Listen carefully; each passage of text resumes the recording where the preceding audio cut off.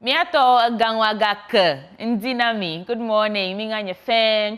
It's 51 more days to go for the 2024 presidential and parliamentary elections, and we are your election headquarters, bringing you up to speed every single day on happenings in the build-up to the polls. Welcome to the AM show. My name is Sweetie Abochi, and I do this with Benjamin Akakpo. If you've been following us for a while, you know we start with the AM news. And today, like this week, MFA Adeti will be anchoring that. And then after that, we'll bring you our news review segment. Dr. Wilson, Wisdom Dogbe is a financial analyst. And then we have Kwame Nkrumah Bosio, General Secretary of the CPP, Bernard Odro-Nyako, leading member of Dr. Mahmoud Bawumia's campaign team, all together joining us to review the newspapers. And then Haruna Mumbarak will bring you AM Sports. Now, today is a Thursday, and on Thursdays, we bring you AM Exclusive. And on today's AM Exclusive, Benjamin Akakpo brings you a rare and engaging interview. Now, get ready for this. Rosa Liliana Gomez Cardenas de Weston. That's a mouthful, I know. That's the Peruvian ambassador to Ghana. You want to get to hear more about the land that has over 3,000 varieties of potatoes. I'm wearing the color of potato. You don't want to miss any of that with Benjamin Akakpo. Also, how much do you care about your house? What kind of color paint will you use or need to make that house picturesque, interior and exterior? Are you interested in safety and security of your home? This morning, we have platinum information for you on how to maximize these benefits with quality and cost efficiency as we build up to the all-important EcoBank Joy News Habitat Fair, slated for the 31st to the 4th of October, 2024. So it's starting from the 31st of October and ending on the 4th of November 2024 at the Accra International Conference Center. You don't want to miss that as well. And later on, we open the phone lines for you to have your say. But for now, you can follow the conversations via social media at Joy News on TV. Folks, it is our absolute pleasure to steer the conversations for you this morning. Get ready for the AM News anchored by MFA Adeti.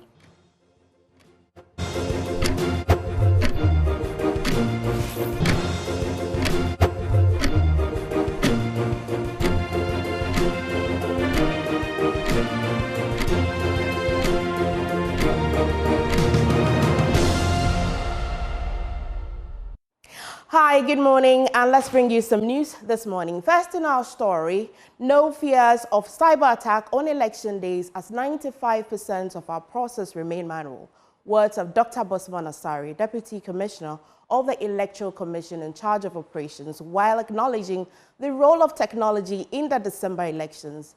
Dr. Asari downplayed concerns about cyber threats that might compromise election outcomes, emphasizing that majority of key procedures, including voting and collation of results, are manually done. Speaking at Joy News National Dialogue on Cybersecurity Threats and their potential impact on the 2024 elections, he assured the public that even though 95% of the process is manual, the Electoral Commission is putting systems in place to safeguard against any potential cyber attacks.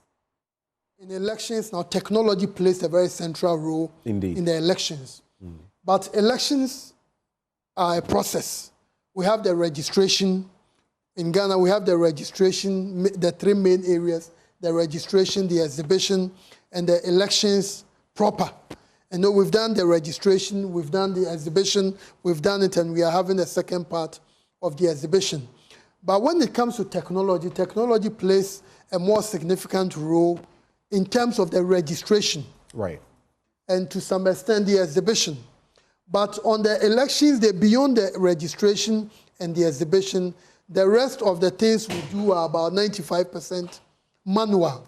And usually when you have over 95% being manual, I don't see how the 5% can be so significant to the extent that it can overturn the 95. And that's the angle we look at it. And I was making that point because, you know, printing of ballots is not, although some technology is embedded in it, it's not the type you are going to say somebody is going to hack into it to make it impossible for you to print. And on the elections day proper. But what they could do is maybe turn your light off so that then you can't print. That's what I'm saying. They could hack some of your critical infrastructure and then you can't print. As a commission, we've taken all this into consideration, and there are contingency measures in place. Now, I was going to highlight on Elections Day proper. Our voting is purely manual. Okay. Our voting is largely a manual process. The counting is purely manual. The collation at the constituency level, at the regional level, at the national level, all of them are manual. And we know the media, usually when we are doing these manual processes, the media will also be available.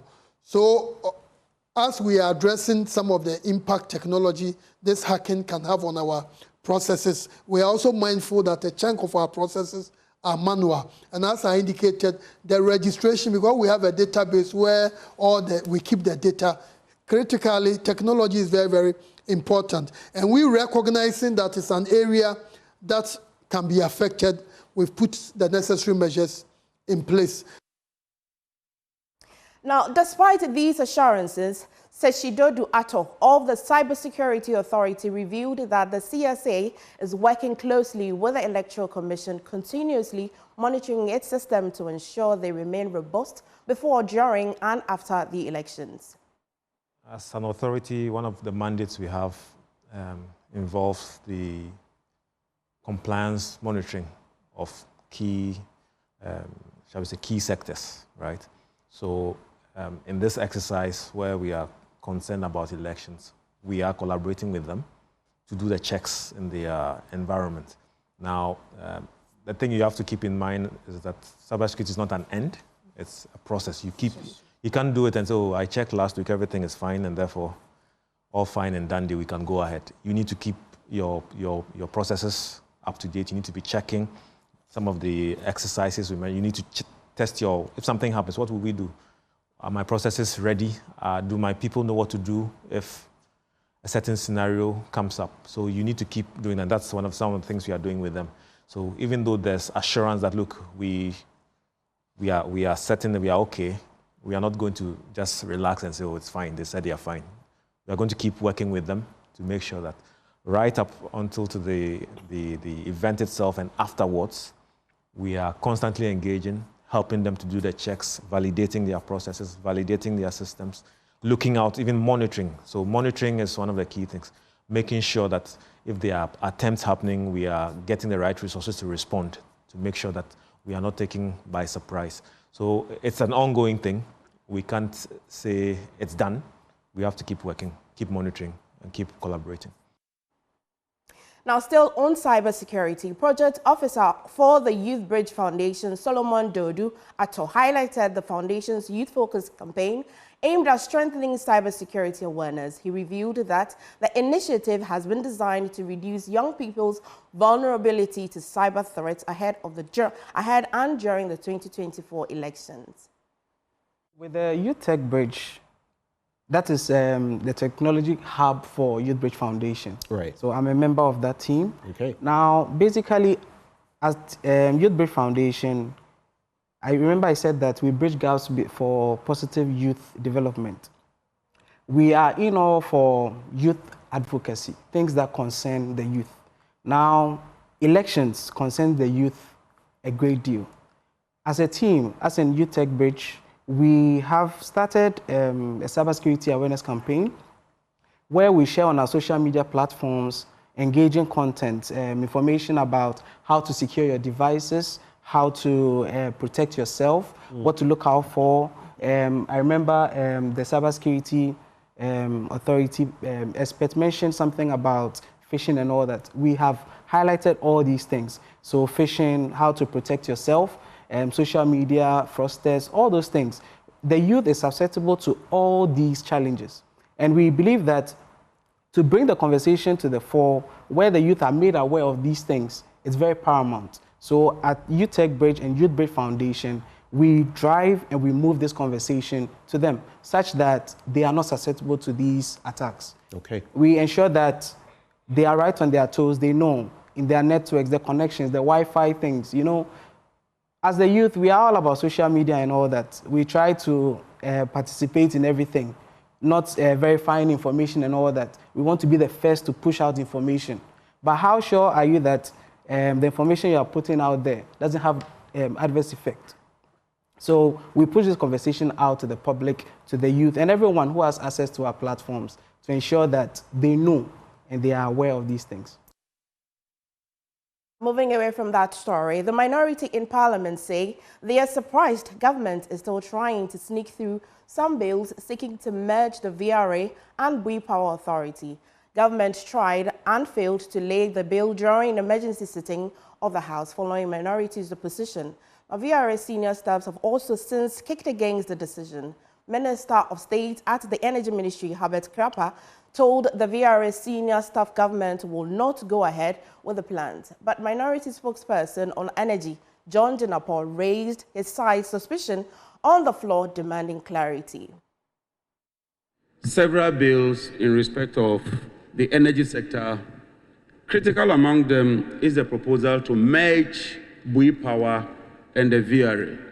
Mr. Speaker, following our clear stance that we will not support this, the minister responsible for energy, Minister Herbert Krapper, revealed on the 4th of October, that was Thursday, after meeting VRA staff, that government had taken a decision to withdraw these bills.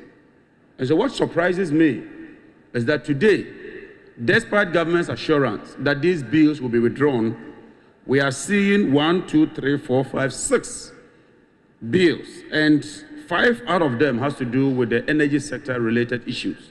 So I thought that the majority leader would have stood down these bills, having regard to government assuring that they will no longer proceed with them, because the Speaker, we've stated explicitly, without any equivocation, that we will not support these bills. And so my majority leader, you may want to clear the air as to whether indeed the minister's statement stands or you intend proceeding with these bills. Thank you, Right Honourable Speaker. But explaining the situation, Majority Leader Alexander Afenyo-Markin admitted that the minister had indicated the bills would not be pushed through, but said the minister must come to Parliament formally to withdraw them. Particularly raised by my respected colleague John Jinapo. Yes, it is true. I am aware of the statement by Honorable Krapper to the effect that these bills are to be withdrawn. But as you know, this is a house of rules and procedure. Once we are in possession of a document, it becomes our property, and we are to proceed on them. These are indicative. They are not, cast in stone. So until he comes formally to withdraw, they remain in our records. So be assured, I want to lend support to that if he comes to withdraw it formally, so be it. But he's giving an indication that that's the position. Now, still in Parliament, former Speaker of Parliament, Professor Mike Okoye, has cautioned that without an official complaint from the political parties and a fair hearing, declaring the 4 seats of MPs who have chosen to contest the 2024 parliamentary election as independent candidates vacant will be illegal. On Thursday, the Speaker of Parliament, Alban Bagbin, will deliver a ruling on a motion moved by the MP for Tamale South, Haruna Idusi, to have 3 NPP MPs and NDC seats declared vacant. Now, Professor Aaron Michael Okoye spoke to my colleague Elton Brobe in an exclusive interview. The benefit is not his. The law does not stand to his annulment. That's why I talk about husband and a wife. Meaning he has no locus in he has this no matter locus because he doesn't belong to the MPP? Because he doesn't belong to the party involved. Is it you who should say there's a problem in my house? You say there's a problem, I have a problem with my wife. And I'm saying I have no problem with my wife. What are you talking about? Because see, problems can arise in political parties. But they can talk and they can resolve them. It's not everything that comes within the political party that comes out. There may be trouble somewhere. We can talk about it.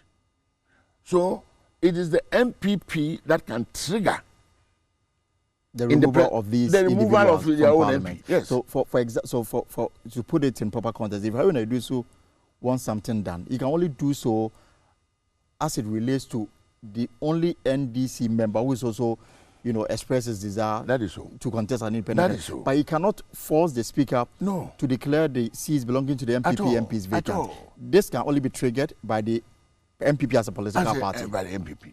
And that's why I've given you the background of that legal provision. It is to correct a certain mischief that can be operated against political parties. It's not a matter of debate at all on the floor of the House. In fact, if you bring debate, you create a big problem.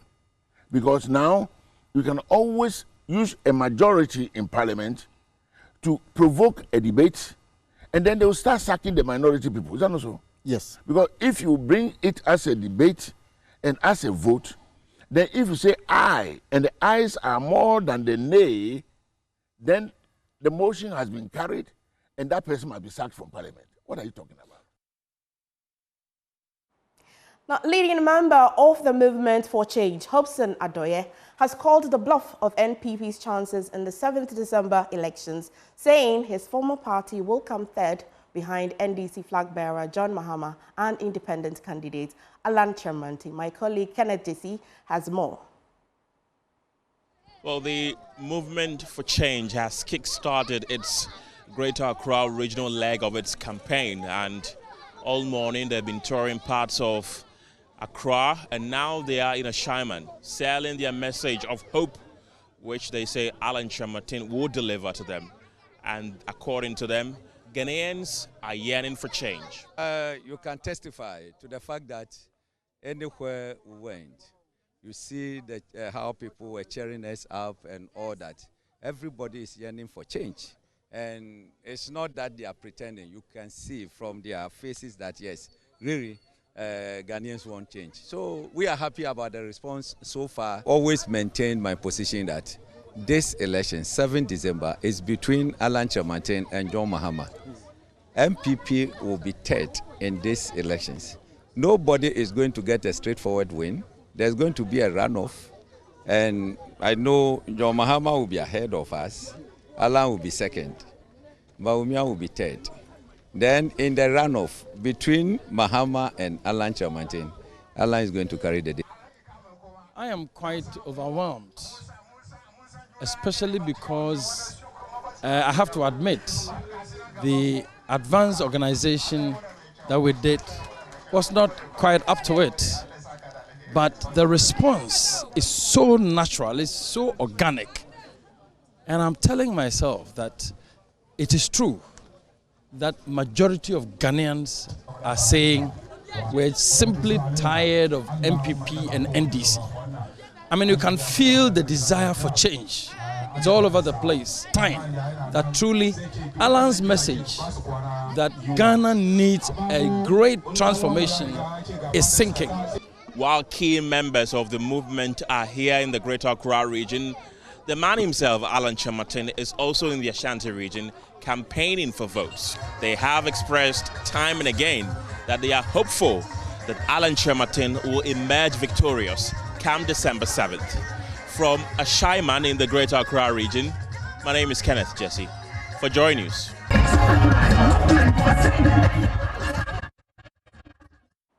Now, with only 51 days remaining until this year's presidential and parliamentary elections, the demand for good road, improved health care, and functional harbour and job creation remains a top priority for the constituents of Keta constituency.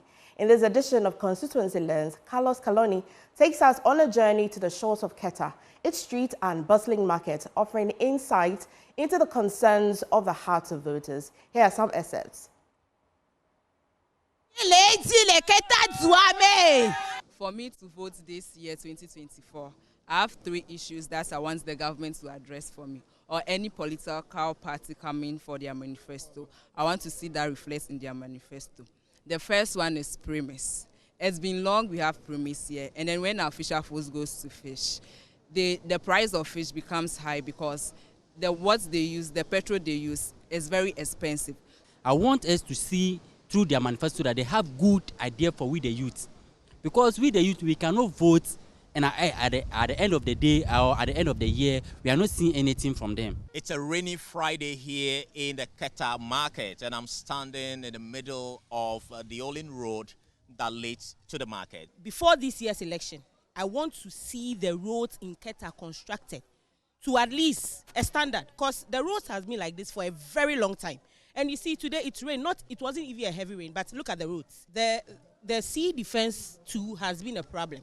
Because if you ask me to show you where I grew up in Keta, I wouldn't be able to, because the sea has swept it away. Firstly, I would say the lagoon, which is one of our major fishing rights, it needs a drainage.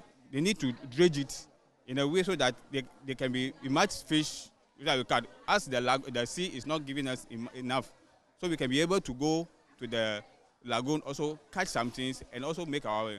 Before I vote 2024 election, if they bring their manifesto, I'll go through.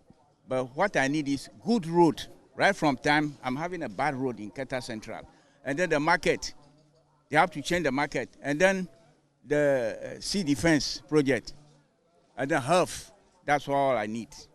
Well, here in the Keta constituency, one of the key concerns of constituents in this constituency has to do with health. Many of them have issues with eyesight, and they expect the aspirants to come and address this particular concern for them as they go into the 2024 general election. Right here in the Keta constituency, hundreds of constituents have health issues when it comes to sight. And those you can see here are people who are undergoing surgeries here at the Keta Government Hospital. Come closer to me. What's your name? I'm Eunice Aram Henyu. Okay, so why are you here? I'm here for an eye surgery. What exactly is wrong with your eye? I've been told it's pterygium. My key issue for me to vote this 2024, number one is the health. So I'm feeling that we should be giving more education on the eye issue, because it's a general thing that is not only affecting this community, but it's a global, let me say, it's a national issue that need to be addressed.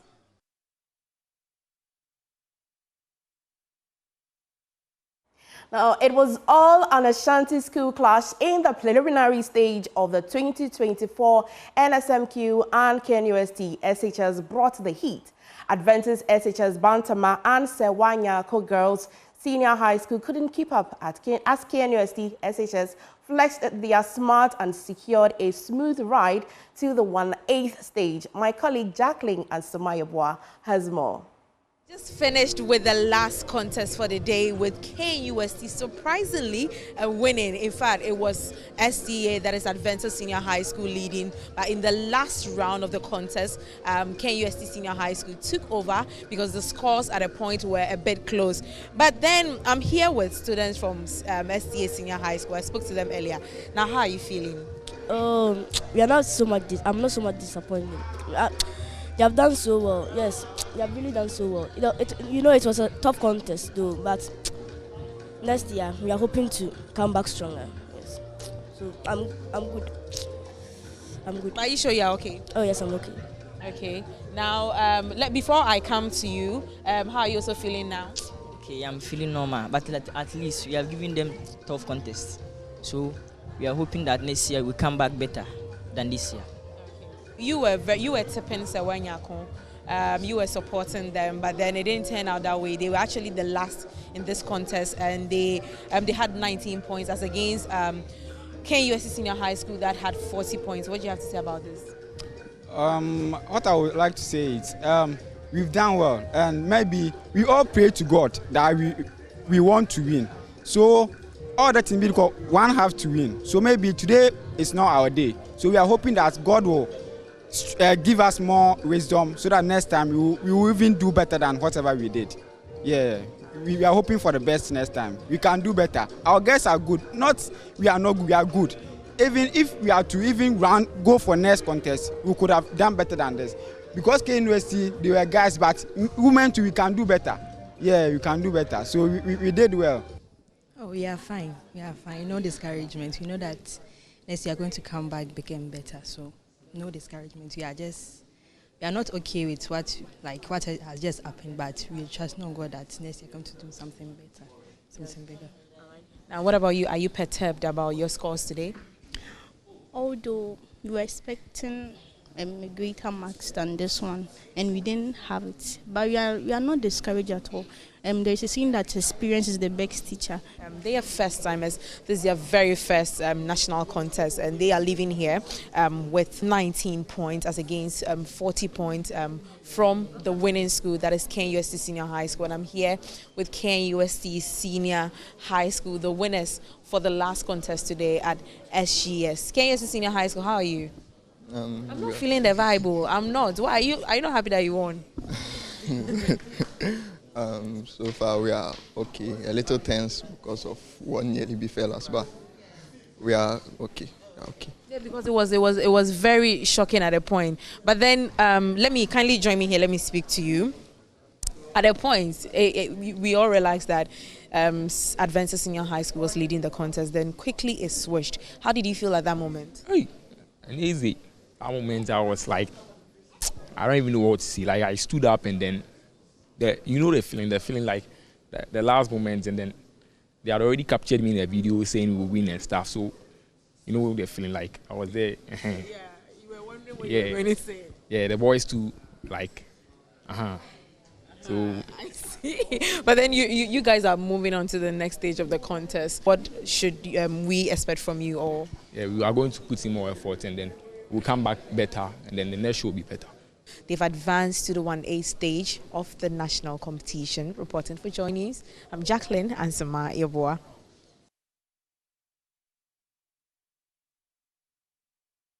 Now, the 2024 National Science and Maths Quiz is produced by Primetime Limited and sponsored by the Ghana Education Service in partnership with GOIL PLC and supported by Pepsodent, DuPay and Prudential Life Insurance Ghana. The broadcast of the 2024 National Science and Maths Quiz is on Joy News and is supported by NASCO, Vitamilk, Virtual Security Africa, Ace Medical Insurance, Build Financial Technologies, DBS Roofing, Syntest Tanks, Family Health Medical School, Chopbox Technologies, and Action Secondary Technical, Multimedia Institute of Ghana, DPS Pipes, and Wakanao. Kindly stay with us for business updates.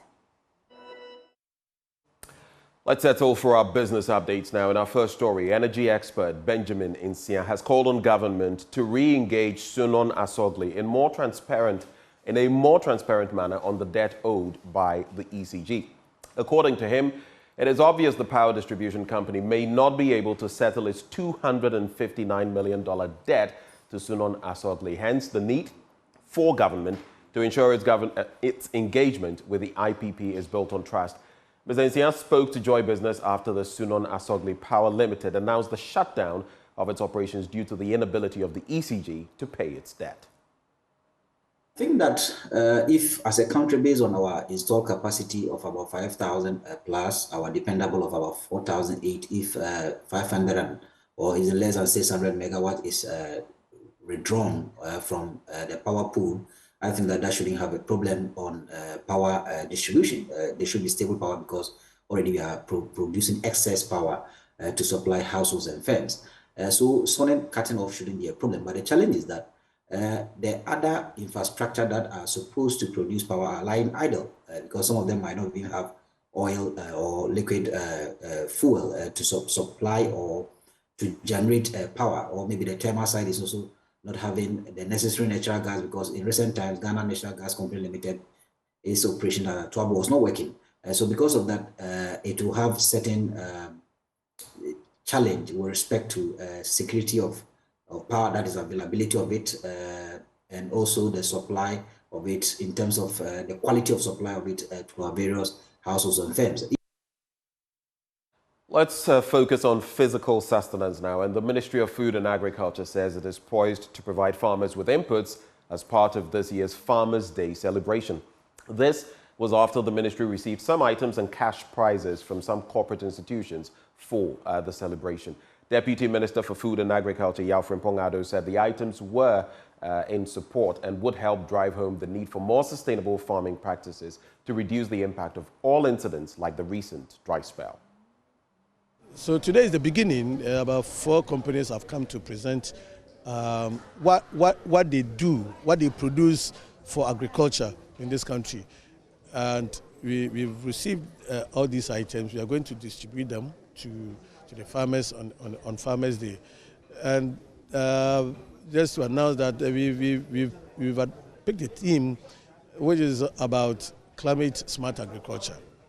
And the theme is around climate smart agriculture because we all know what has happened to our farmers in the north and part of the former Brong-Ahafo region.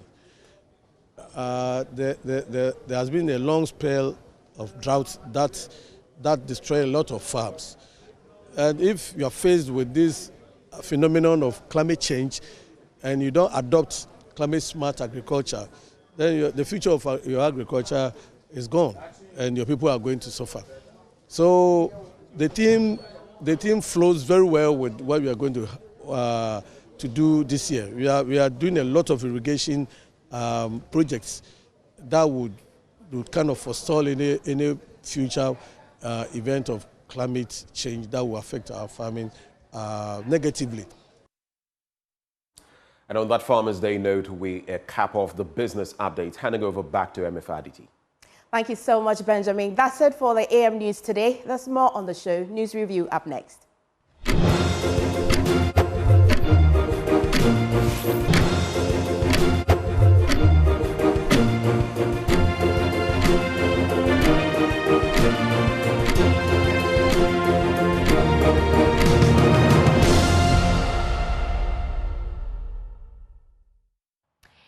Well, we are live for the news review segment on the AM show. Folks, welcome aboard. Now, let me quickly introduce our guests to you this morning, and then we'll get right down to business.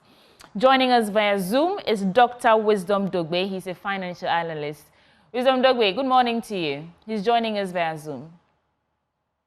Sweetie, how are you? I'm fantastic. It's good to hear your voice. And in the studio with me this morning is Kwame Nkrumah Bosio. He's the General Secretary of the CPP. Welcome aboard. And Bernard Odronyako, I haven't met you before. He's the leading member of the, Dr. Mahmoud Bawumia's campaign team. Welcome to the AM show. This is the news review segment. Right, so we have 3 gentlemen ready to dissect and bisect the stories captured in the various newspapers. Of course, I'll start by asking you all to give us your 2-minute take. Walk us through your trail of thoughts. Let me start via Zoom with Wisdom Dogbe. What's on your mind this morning? Sweetie, I read an article about a debt burden that is threatening development in poor countries. And I think this is spot on to say that the mounting debt faced by poor countries, including those in Africa, this is significantly hindering our development goals and also our overall economic progress. And when we talk about this, we should ask ourselves the question, in the case of poor African countries, what are the causes of this debt? We are so blessed with so many natural resources that if properly harnessed, we should not be in so much debt. But that's not the case. The problem is that for most of these poor countries, we are terrible at economic management. We sometimes have ineffective fiscal policies, a mismanagement of resources, and lack of transparency and accountability. This is how we end up with unsustainable borrowing practices. Of course, there are, and there would always be external shocks, but we can do something about our preparedness for these shocks. Unfortunately, we don't. We over-rely on foreign aid, and our policies are not always the best. Said that we don't do well with exchange rate markets. Right. Often dealing with depreciation of the local currency. Interest rates are always too high, and there is persistent trade deficit, which forces us to borrow to finance imports, which, in my opinion, I think it creates a cycle of debt that is difficult to escape. But there is a solution, Suri. I want to find out from you, in your expert opinion, what do you think it would take for us to break out of this cycle then? What do we you can think? improve, we can start with fiscal management. We need to strengthen fiscal policies and budgetary practices to enhance transparency and accountability and efficient use of resources, which I think we need that to minimize the need for excessive borrowing. Right. And then we need to also diversify the economy and reduce dependency on single or few commodities or sectors. We also need to strengthen our institutions, sweetie, to reduce corruption and improve management of public finances. And lastly, let's find a way to build an economy that will be resilient to external shocks, such as establishing contingency funds or insurance mechanisms that can provide some kind of a financial support during crisis. Wow, thank you so much, Wisdom Dogbe. Kwame Nkrumah, what's on your mind this morning? I have a number of things on my mind, but top of my list is the direction of today's youth. Because this is a week where we had the driving accident incident at East Legon. Yeah. We have the gang rape by 8 boys at Empraiso Senior High School. And fortunately, I also saw a video where the youth of Keta were telling the various parties what they expect from the government. I think that the direction of this election should be about the youth. There's a lot of problems in society regarding the youth. There's a lot of loss of hope. It even ties in with what Doc is saying. Because where is the hope? Where is this country going? With $259 million debt at Sunon Asogli, which resulted in us having Dumso last night. You know, the youth have lost hope. No wonder they are acting in such terrible What's your ways. strategy from the CPP? What do you intend to do differently to change the status? The CPP has always been youth-oriented. Has it? If you look at our history, we had the youth brigade. There were so many activities to engage the youth. It wasn't just a party. At a point, people were saying it's a party for old men. But if you look at the CPP of old and the CPP now, it has come back to its roots. At a point, because of the proscription of CPP, that is the banning of CPP, it was difficult for us to carry out our activities. Do you think that the CPP now has positioned itself to be appealing to the youth? Is it very youth-oriented as we speak? The CPP is very youth-oriented. Okay.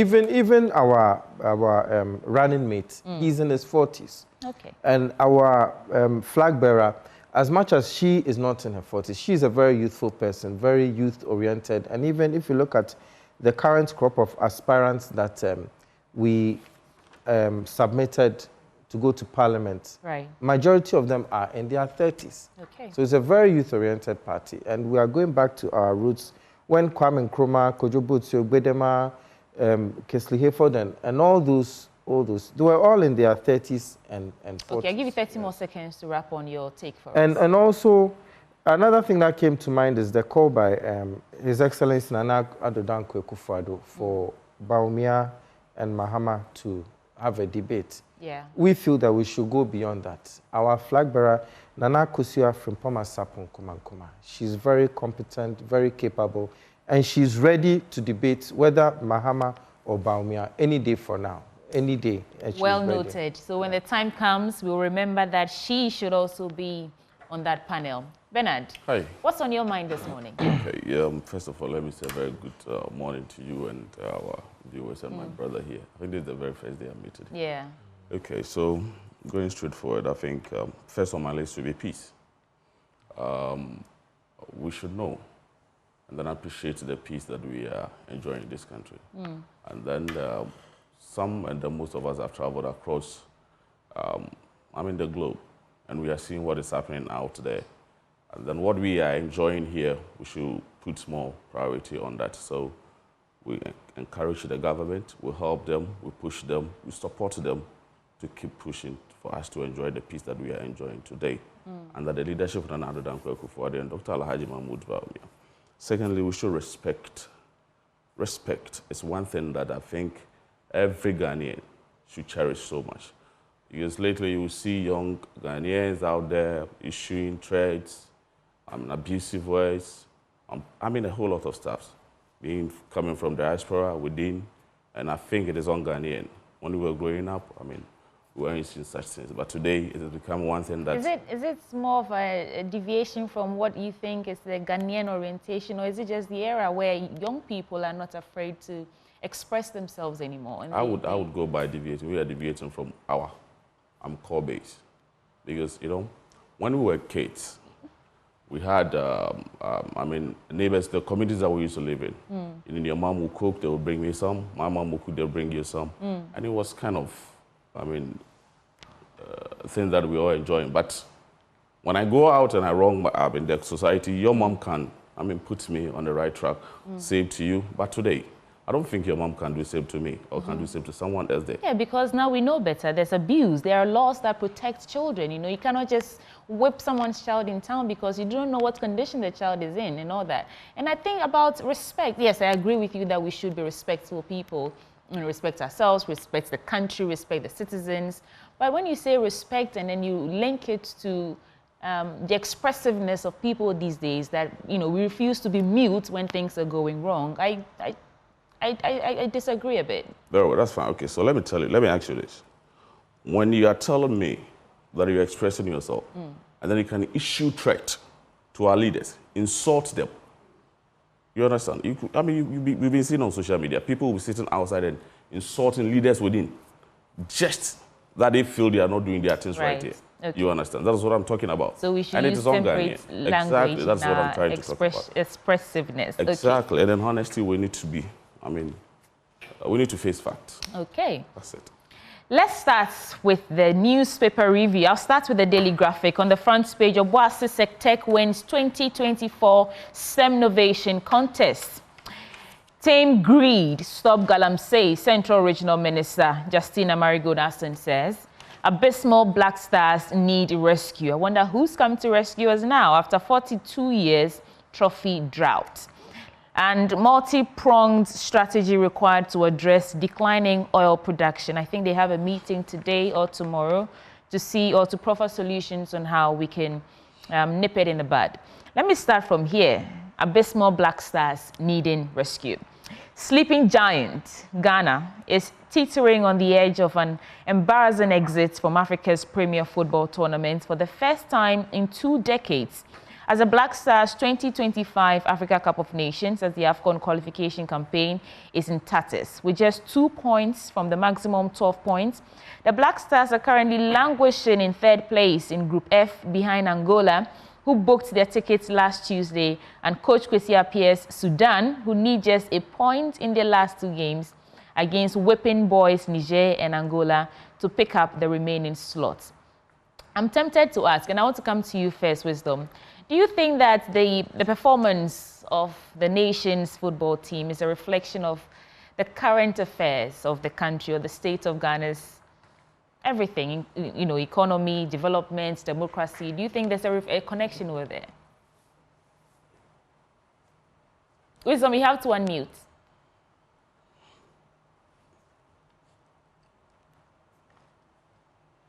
I'm not unmute. Can you hear me? Yes, I can hear you now. Okay. So I can't say that for a fact, but here's what I can say. I don't think the challenges we have with the Black Stars have anything to do with only the player qualities per se. I think we have some really talented players, but they don't always play as a team. And I also think that a chunk of the problem is with the management of the team. I think we need some serious leadership when it comes to the national team. What other investments can we make to develop young and also local talents? Do we have the right coach and management team? How can we achieve team cohesiveness and begin to see some results?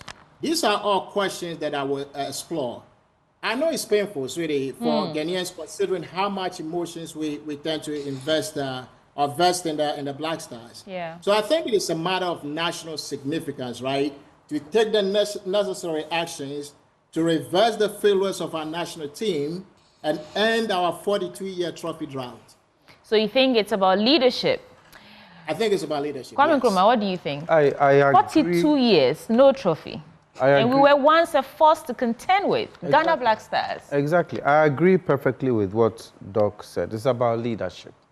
And to go further, it's about patriotism and the mindset of the very, very talented Ghanaian players.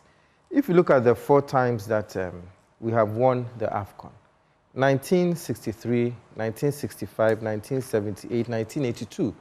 82 was the fresh PNDC era. I suppose that was a time of great upheaval. I mean, no one knew what was in store for the country. So people were driven to go the extra mile for this country. As you can be as talented as anyone, but on the field, if you don't have that strength of mind that you are fighting for your country, you're not going to win the match. If you look at 1978, in the dying days of the Achampon era also, there was a bit of hope. I think this was a few years after the Palace coup. But then, significantly, during the CPP era, Ghana has won the AFCON 4 times. And of these 4 times, 2 was during the CPP era. What does this tell you about the kind of leadership that Kwame Nkrumah brought to this country? 1963 and 1965. Are you saying that if the CPP comes to power next year, Ghana Black Stars would magically improve? You will be surprised. Okay. Because you know, in every party, right, there's a certain mindset that rubs off on you. Okay. You know, the CPP is a party of voluntarism, is a party of patriotism. And I mean, this is empirical evidence. Okay. Ghana has won AFCON only 4 times, and 2 of those 4 times was during the CPP era. Right. Ghanaians should know, this should show Ghanaians that the only party that can take Ghana back to its glory days is the CPP. Bernard, do you agree or disagree?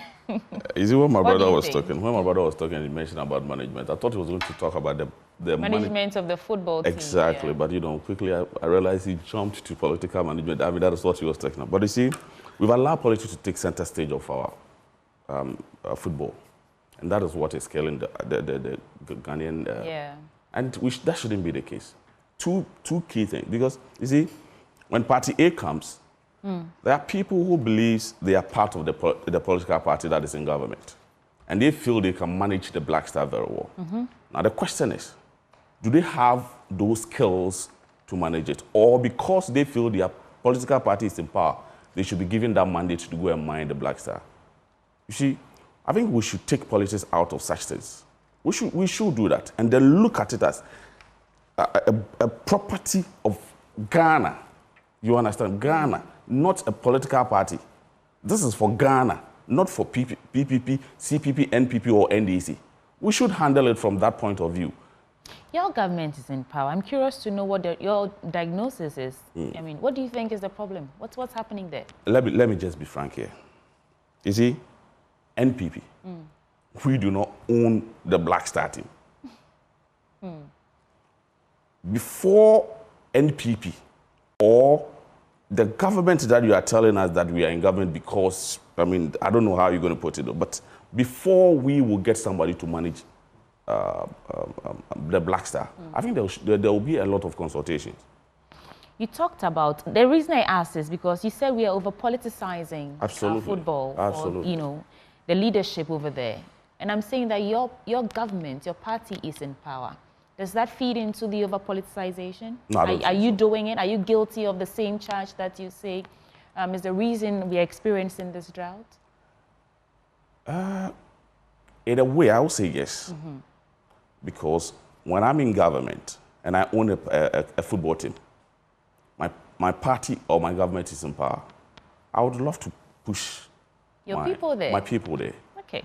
You understand? Same way when NDC comes, it's going to happen. CPP comes, it's going to happen. But when we are taking those things out of our football, I think it's going to help us. And then we look at who qualifies, who can help Ghana. Okay. Not who can help my team make money. All right. Let's do some other stories now. Let me quickly run through the Daily Graphic. Kenya Senate opens impeachment hearings against Deputy President. That is on the international front. There's an editorial for Teenager Dilemma, Notre Dame Cathedral grounds. To get 55 million euros green revamp, US warns Israel it will withhold military funding. multi-pronged strategy required to address declining oil production. Let me get into this story. So the country must adopt a multi-pronged strategy to efficiently deal with the declining crude oil production. A member of the Public Interest and Accountability Committee, that is PIAC, Constantine Kujeji, made a call and explained that the multiple strategy should be focused heavily, editor take note, on economic diversification, sustainable exploitation of petroleum resources, promotion of renewable energy, and the development of local industries. And this was on day 2 of the technical consultative workshop in Accra yesterday. And Mr. Kudeji said he was a keynote speaker. He stated that while the country was adopting multiple strategies, it must also ensure sustainability of its upstream oil and gas industry, embrace the global energy transition, and build a resilient economy. This is Ghana, and we're experiencing declining crude oil production. Let me add one more story to this, and then I'll come to you, gentlemen. Tame greed, stop galamsey. That is Central Regional Minister is saying. The Central Regional Minister, Justina Marigood-Hassan, says the public must tame greed and selfishness across societal spectrum in order to stem the wanton destruction of the environment for good. She said, while the government and the president had made efforts to provide alternative livelihoods for people engaged in illegal mining, such as interventions, in some cases been refused by the targeted populations because the efforts were not, quote, get-rich-quick interventions. Although this is not the story, I do want to ask you, gentlemen, what do you make of the president's, should I say, call or dare to the former president, John Dramani Mahama, to be direct? All of a sudden, we're hearing the president speak or wax lyrical on galamsey, and it's not that he's acknowledging the many demonstrations and strike, industrial actions and fights, and many, CSOs, Ghana Medical Association, Ghana Water Company, and the call for immediate action on illegal mining, but asking somebody who's not in power. And I want to start with you, Bernard, that Mahama should be direct. What is President Akufo-Addo trying to say to us? I listened twice now, and he's all, what is Mahama saying? He's talking on one side of his mouth, the other side of his mouth, but you are the president of the republic. What are you telling us? In terms of what? In terms of the fight against illegal mining and galamsey.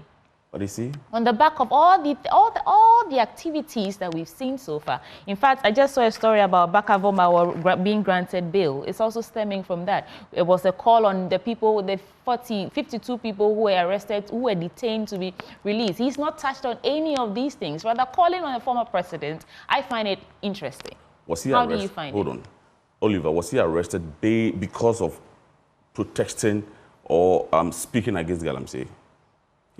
He was arrested because he, should I say, did something that was wrong while protesting. Okay, then that's fine. If you admit he did something that was wrong, and he was arrested. He demobilized a lot. So the fact that you've agreed that he did something that was wrong and he was arrested, that's fine. So we can leave that one. So everything else doesn't matter anymore? No. The fight against galamsey. 6 days of protest. There's no comments from the president on that. And then he goes to France 24 to say he's not responsible for that. Then you are not telling me that the president sat on France 24 and he comments. I'm saying directly to the people of this country. But he was speaking to all of us. And he said that the former president should speak directly on galamsey. But has he spoken directly on galamsey? He has. What is he saying? He told the good people of Ghana that he's going to fight galamsey. Even if it will cost Akufo-Addo, his government, he will do that. And you can attest to the fact that what is happening today. Look, the military men and the people that he has dispatched to go and fight those people over there. Do you know how much we are spending? You have no idea. You could have used those monies to build roads, hospitals, and those stuff. He could have used what money? The money that he's using to push those, is it the military guys and the security agents to go and fight those galamseys out there. Wow. You understand? You could have used that to build roads. Exactly. But assuming that this thing is not happening, you can attest to that, right? And he's the president. You can't tell me that he's not fighting against galamsey. He's doing it. That is why he's calling on John Dramani Mahama, who also wants to come back. That, okay, look, it's a national call speak. You have supporters as well. When you speak, they would also listen. You get the point. Okay, I'll circle back to you. Very well, that's fine. Kwame Nkrumah, what do you make of this? There was also the story about declining crude oil production, but we can get to the next. Yeah. I would say that I like the way Bernard cleverly paused and sidestepped the issue and tried to turn the heat back on you. I think it is unnecessary. I admire His Excellency Nana Addo Dankwa Akufo-Addo a lot, especially as a legal practitioner. I always say that I draw inspiration from the cases that he has done. A very, very competent lawyer, and he's done his bit as a president. But regarding the galamsey issue, I think the NPP government has failed abysmally. I mean, we all know, even just this morning, I was reading a story where the anti-galamsey task force, made up of small-scale miners themselves, they had no military men, they had to go out and burn, is it 40-something, is it called shangfangs, and you know, they had to go out and they were actually mining on the riverbed, as we speak. This is just yesterday or 2 days ago. So where is the fight? Where are the military men? Ghana may be big, but if it was something else that was in the interest of the NPP government, the military men would have been there in a twinkle of an eye and stopped it. Look at our water bodies. When you are flying over this country, I mean, especially long trips, you are flying to Tamale, you look down at the country, and it's like somebody has sprinkled chalk on our forest. And it doesn't go only for galamsey. Just a few years ago, I was driving to the Seshwi areas. Unfortunately, my Google map failed me, and I ended up in the middle of a forest somewhere. And illegal logging. And when they saw me, they left their truck and fled. So the wanton destruction of our forest is not just galamsey. There's illegal logging. There are so many things happening, and this country has been destroyed completely.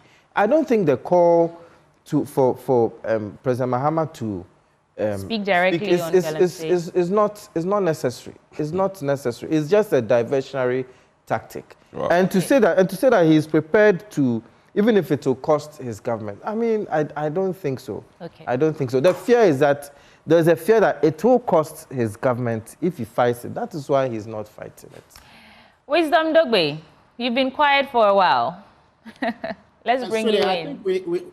I think we need to speak truth to power, right? When it comes to galamsey, I don't think about current leaders.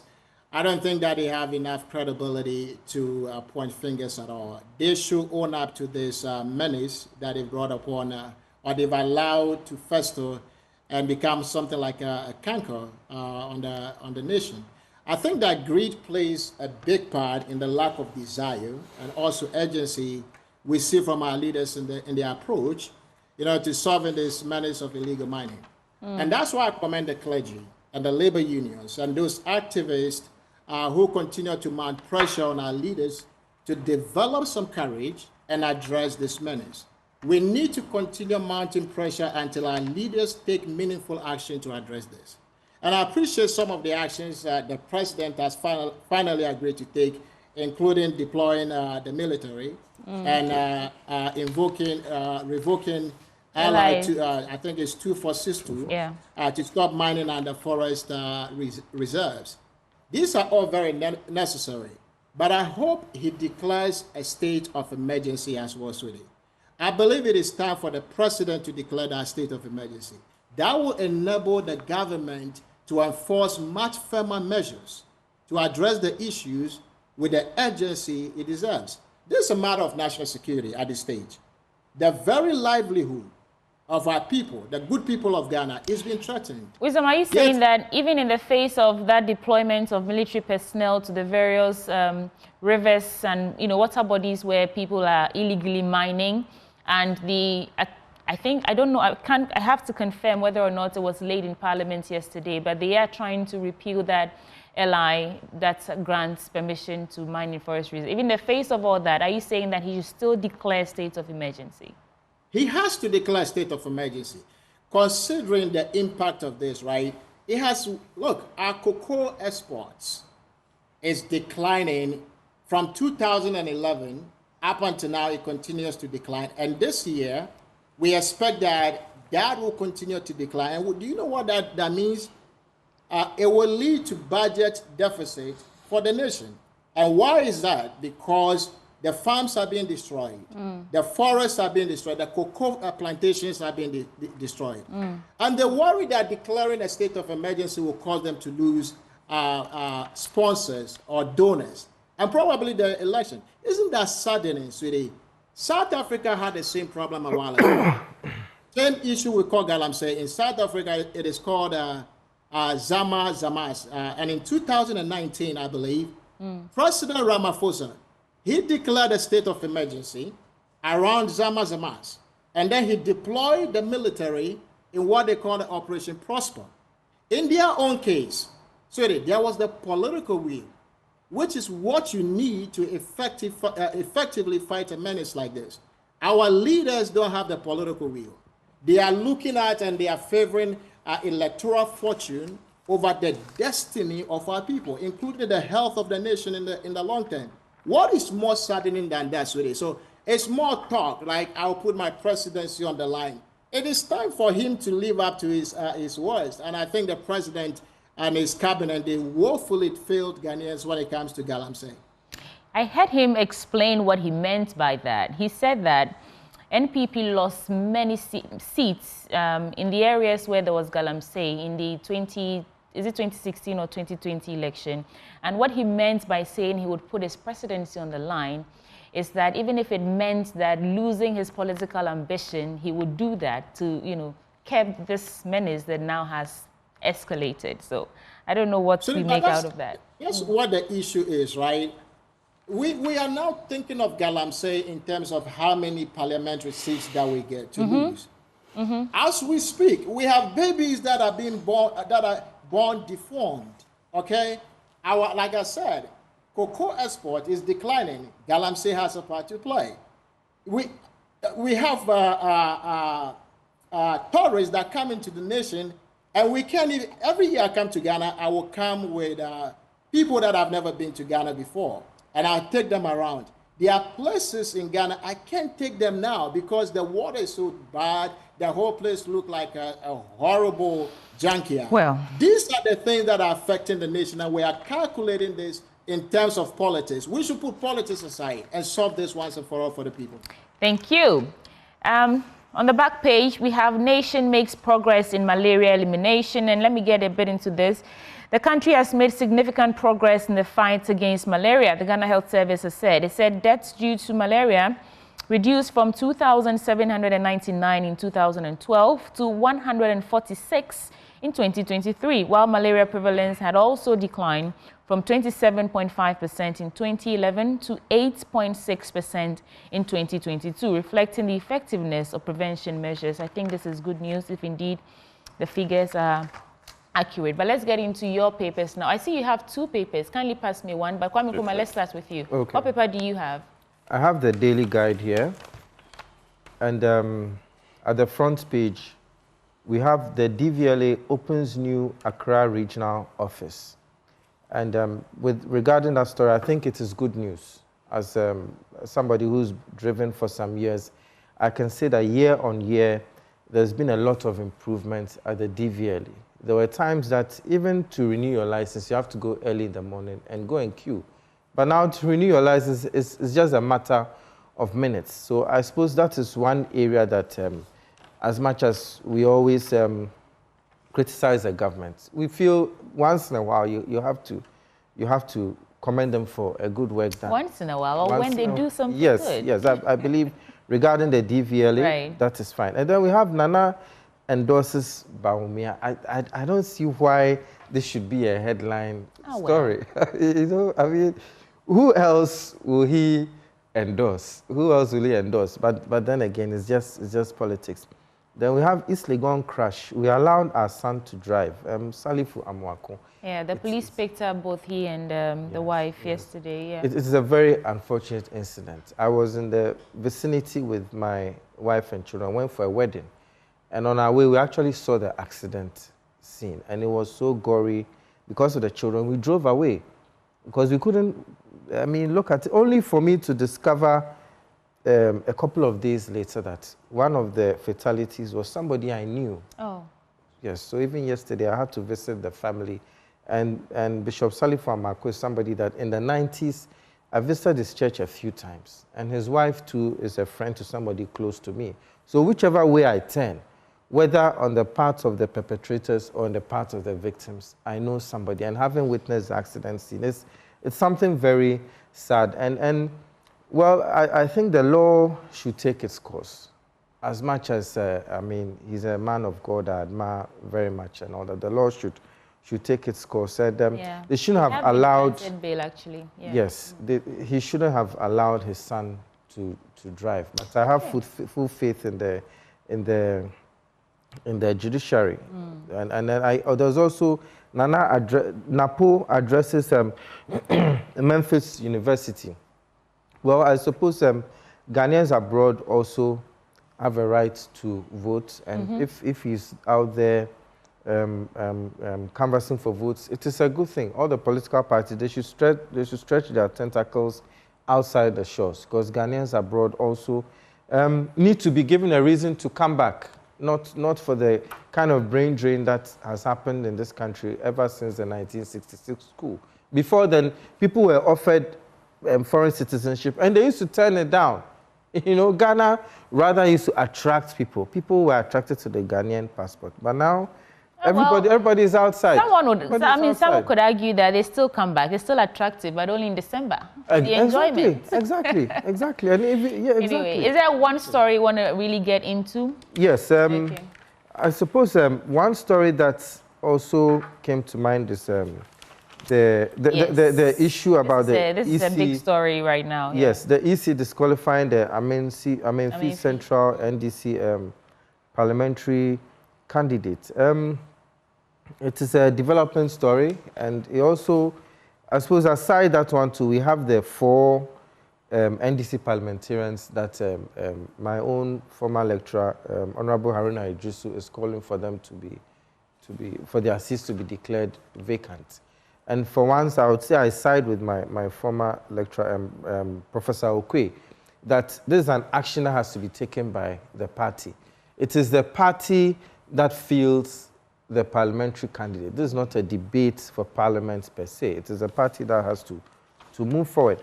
But regarding the Electoral Commission's actions in disqualifying the candidate, details emerging actually show that injunction on the basis for which this disqualification was actually withdrawn.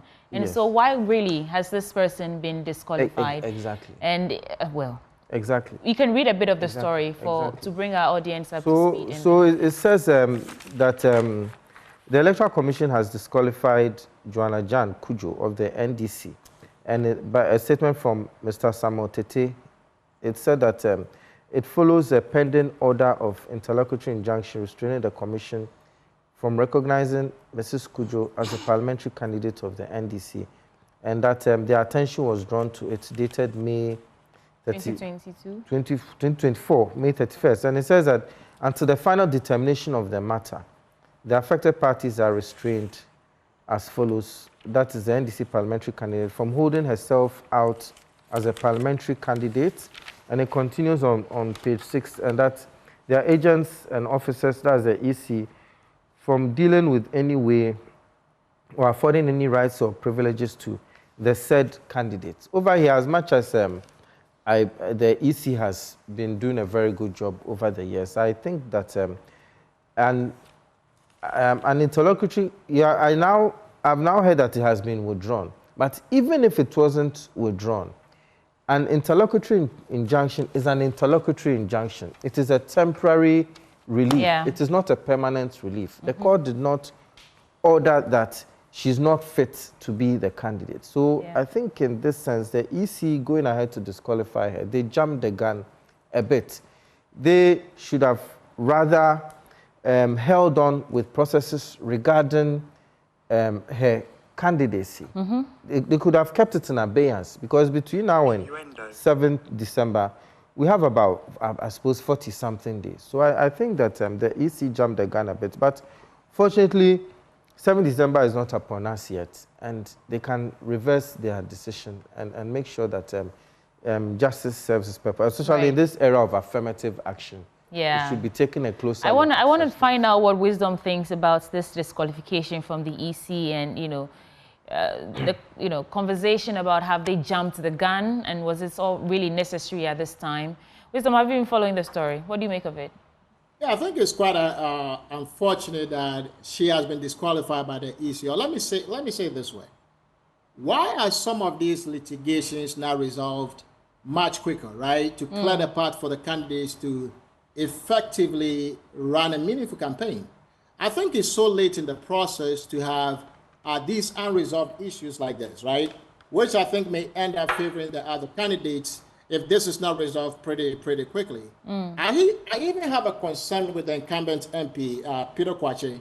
Yeah. I don't think he's good sport at all. He lost his seat and decided to run as an independent and remained a thorn in the flesh of the party that gave him the platform.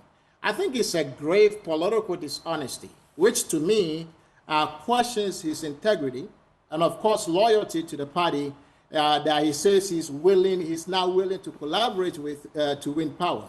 I don't think. Meanwhile, Bande was saying yesterday on PM Express with Kojo Brace that the party don't even want them anymore. Wants Kwachiaka anymore. I think that should be the posture the party should take on him. Now, back to this disqualification, I think it will set a legal precedence, regarding candidate eligibility, influencing how similar cases are handled in the future, and potentially leading to changes in the maybe in the electoral laws and also regulations. And I also think this move can affect voter perception of the candidate and the party. You'll be surprised to see that some voters may see Ms. Kujo's legal challenges as a sign of her being unfit for office, which I believe is not true. And as I mentioned, this almost certainly guarantees an advantage for the opposition. You're going to see her opponents seizing the opportunity to criticize her and highlight the disqualification in their campaigns. And I don't think that is fair to her one bit at all. Thank you for that submission. Let me come to Bernard.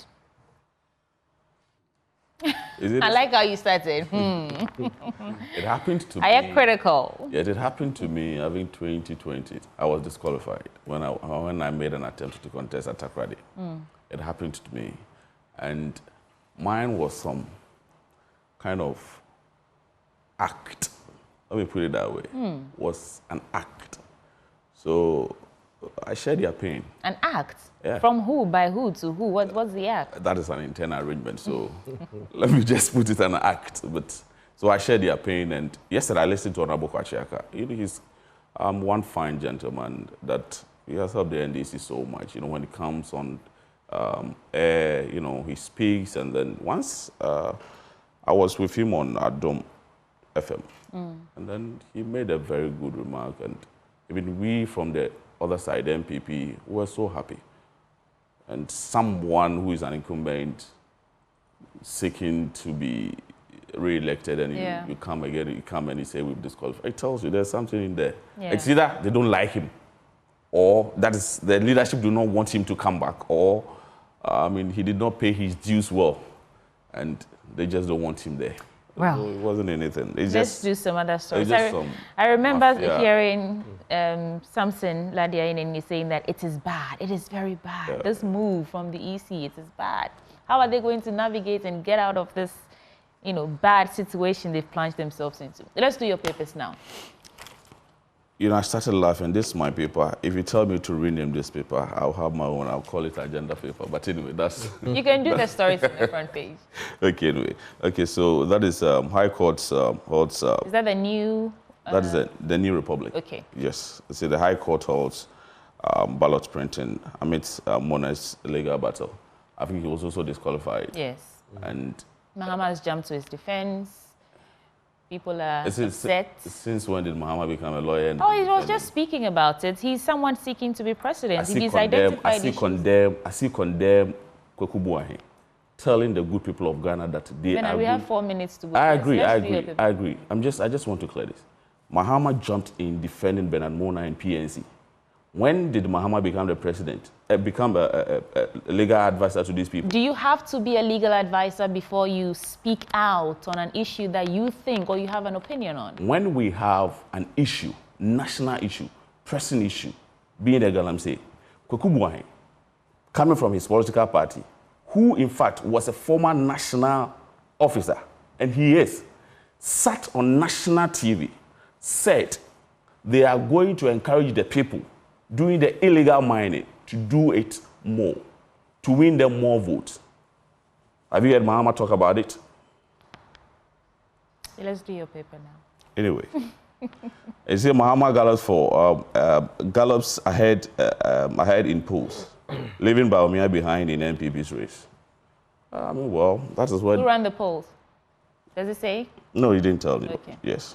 So I mean, that is the kind of political links that they wear, political gloves that they wear. That's how they will see it. It's even more of a fake coup plot.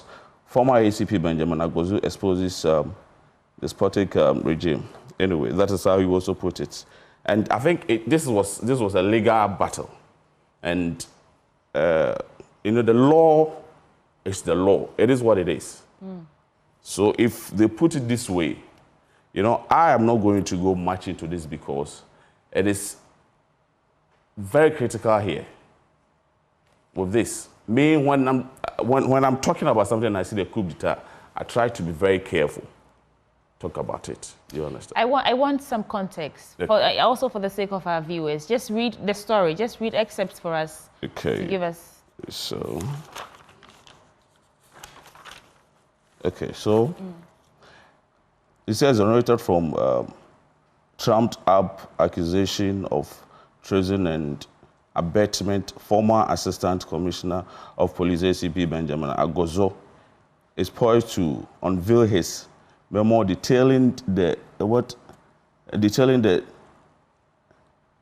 tribulation he endured during the alleged coup conspiracy involving unconventional weaponry like a kitchen knife and homemade pepper. Okay, I think you should just get a copy of the paper for yourself and get into it. Let me just end with this, the political digest. I'll just do the headlines. Napo leads girl child education crusade. Baumia best to succeed me, says Nana Akufo-Addo. Baumia remarkable example of decency, according to Professor Sikanku. And voting against NPP would be huge mistake, free SHS beneficiaries are saying.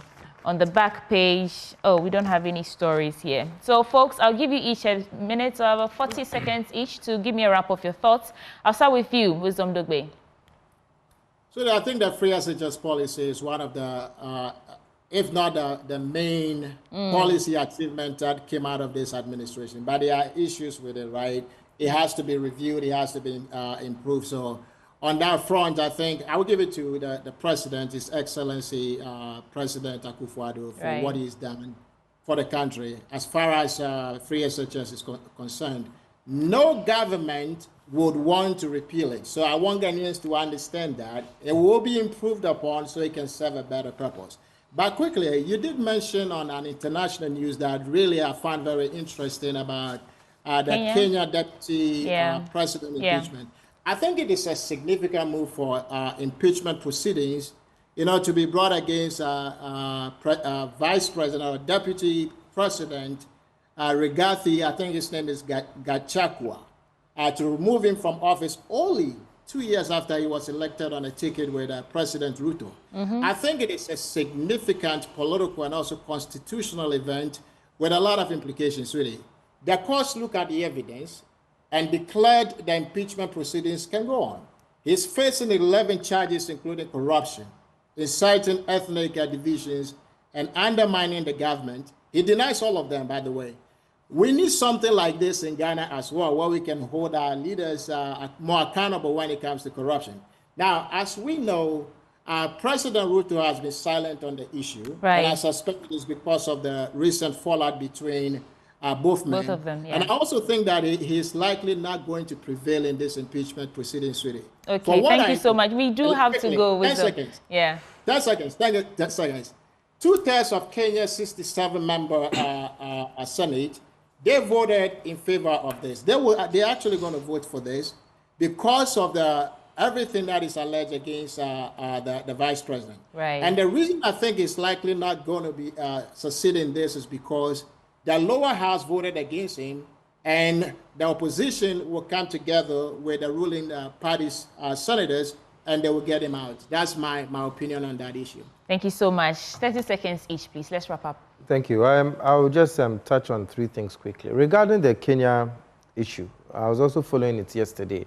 And apparently the vice president's constituency brought majority of the votes that brought the government into power. So people are saying that if the vice president is going to go, then the president too should go.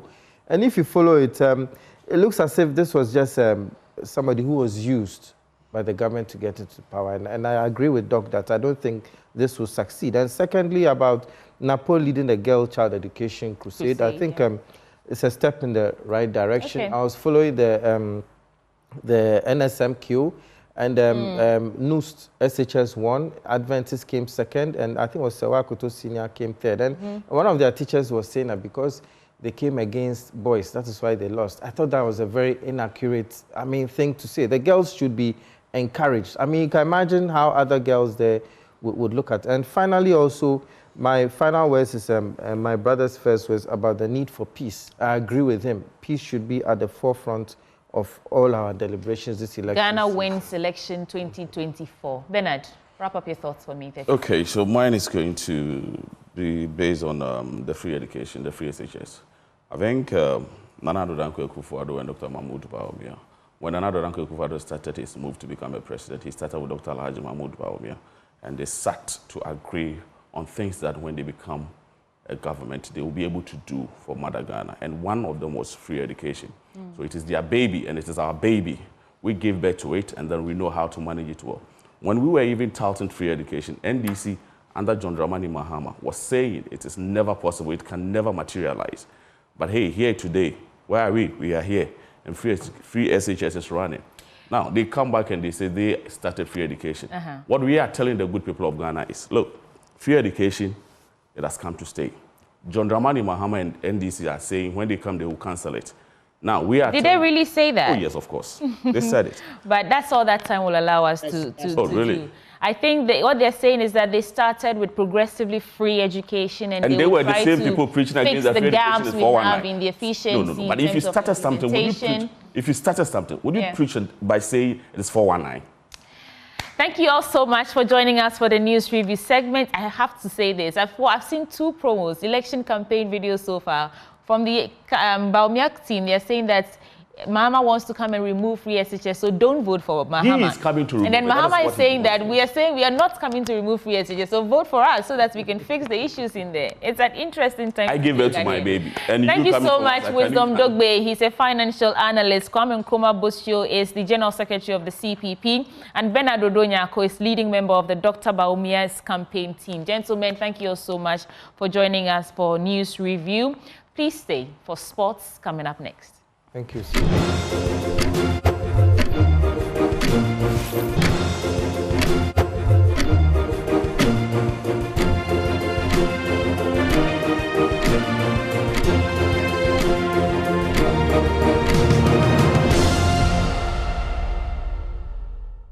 Welcome to the sports segment on the AM show. My name is Haruna Mubarak. We start with the Black Stars because midfielder Mohamed Kudus has apologized to Ghanaians following the team's disappointing performances against Sudan during the 2025 AFCON qualifiers. Now, Ghana played out a goalless draw at Accra Sports Stadium before losing 2-0 in Libya in the reverse fixture.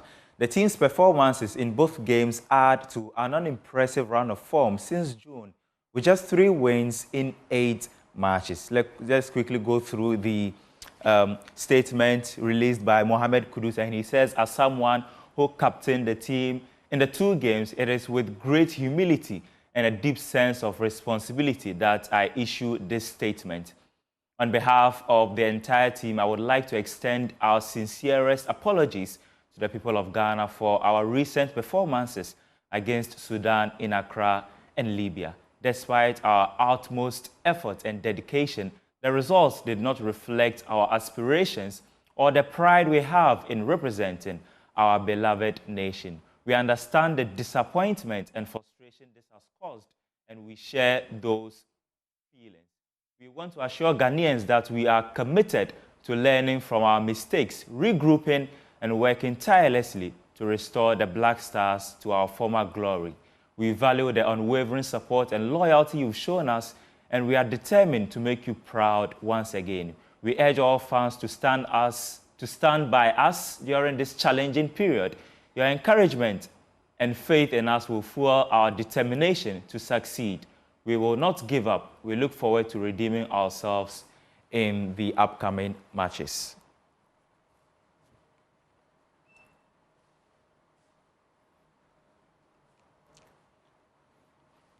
Now, the Joy Sports Invitational is set to feature the Ghanaian conglomerate Magdan Group, who will participate in this year's event slated for October 26 at the University of Ghana Stadium. Magdan remains confident of defeating the likes of Safoda Ventures, National Insurance Commission, and Nationwide Technologies for the ultimate prize.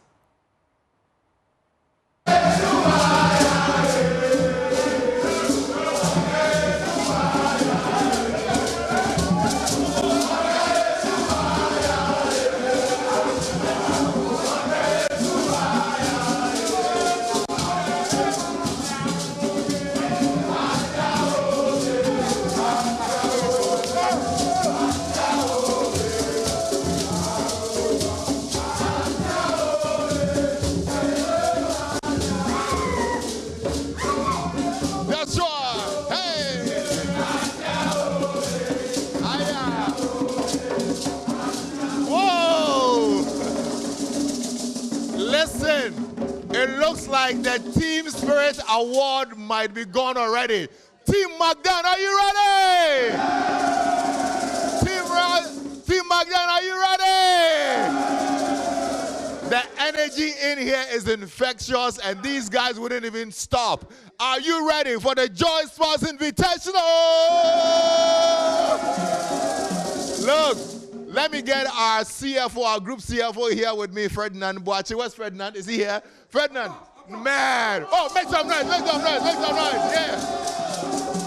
Look, I can tell that the team is hyped and ready for the Joy Sports Invitational. Are you? We are more than ready. In fact, our readiness is as big as the size of the concession in Adan.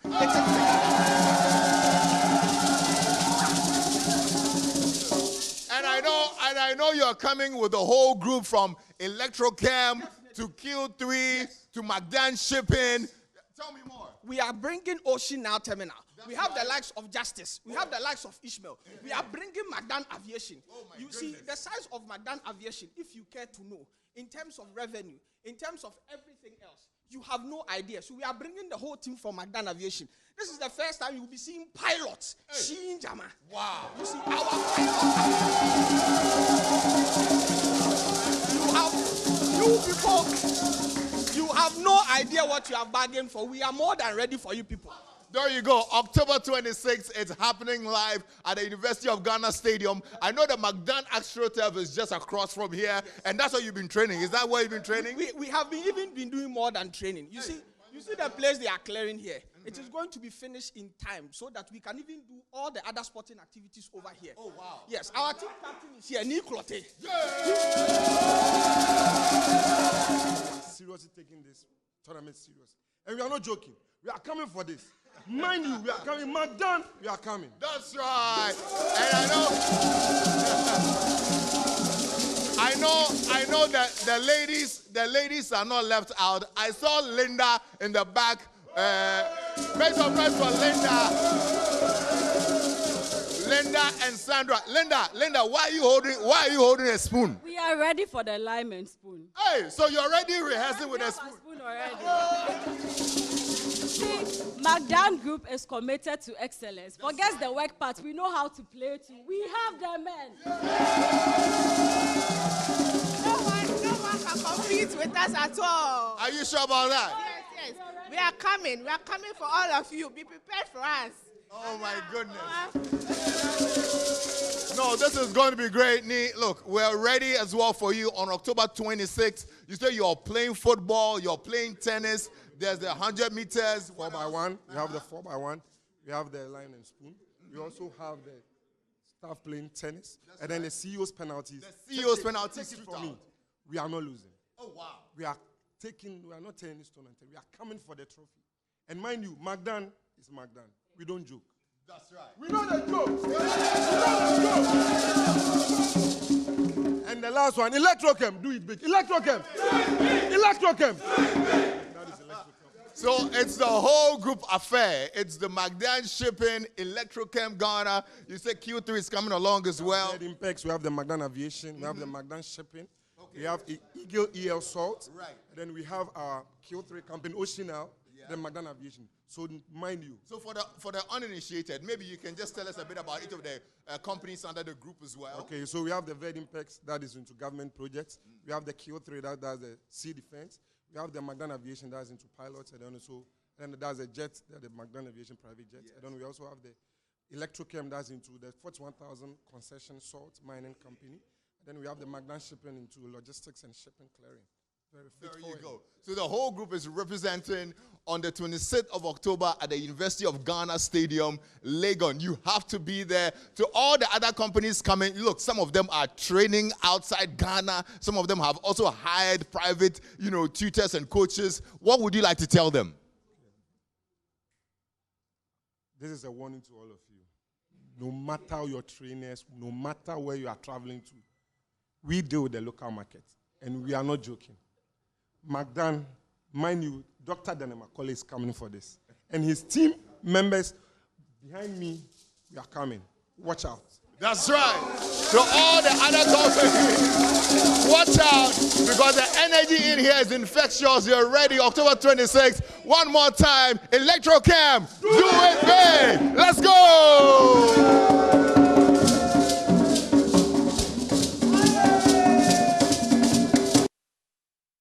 Now, Juventus midfielder Paul Pogba says he's not a cheater, but accepted responsibility for the failed doping test that led to his ban. Pogba's 4-year ban was reduced to 18 months earlier this month after the Court of Arbitration for Sport determined that his actions were not intentional. Pogba remains under contract with Juventus, with his deal set to expire in the summer of 2026, and he looks forward to getting back to training with the rest of the squad. And that's how we end the sports segment on the AM show. My name is Haruna Mubarak. Have a good morning.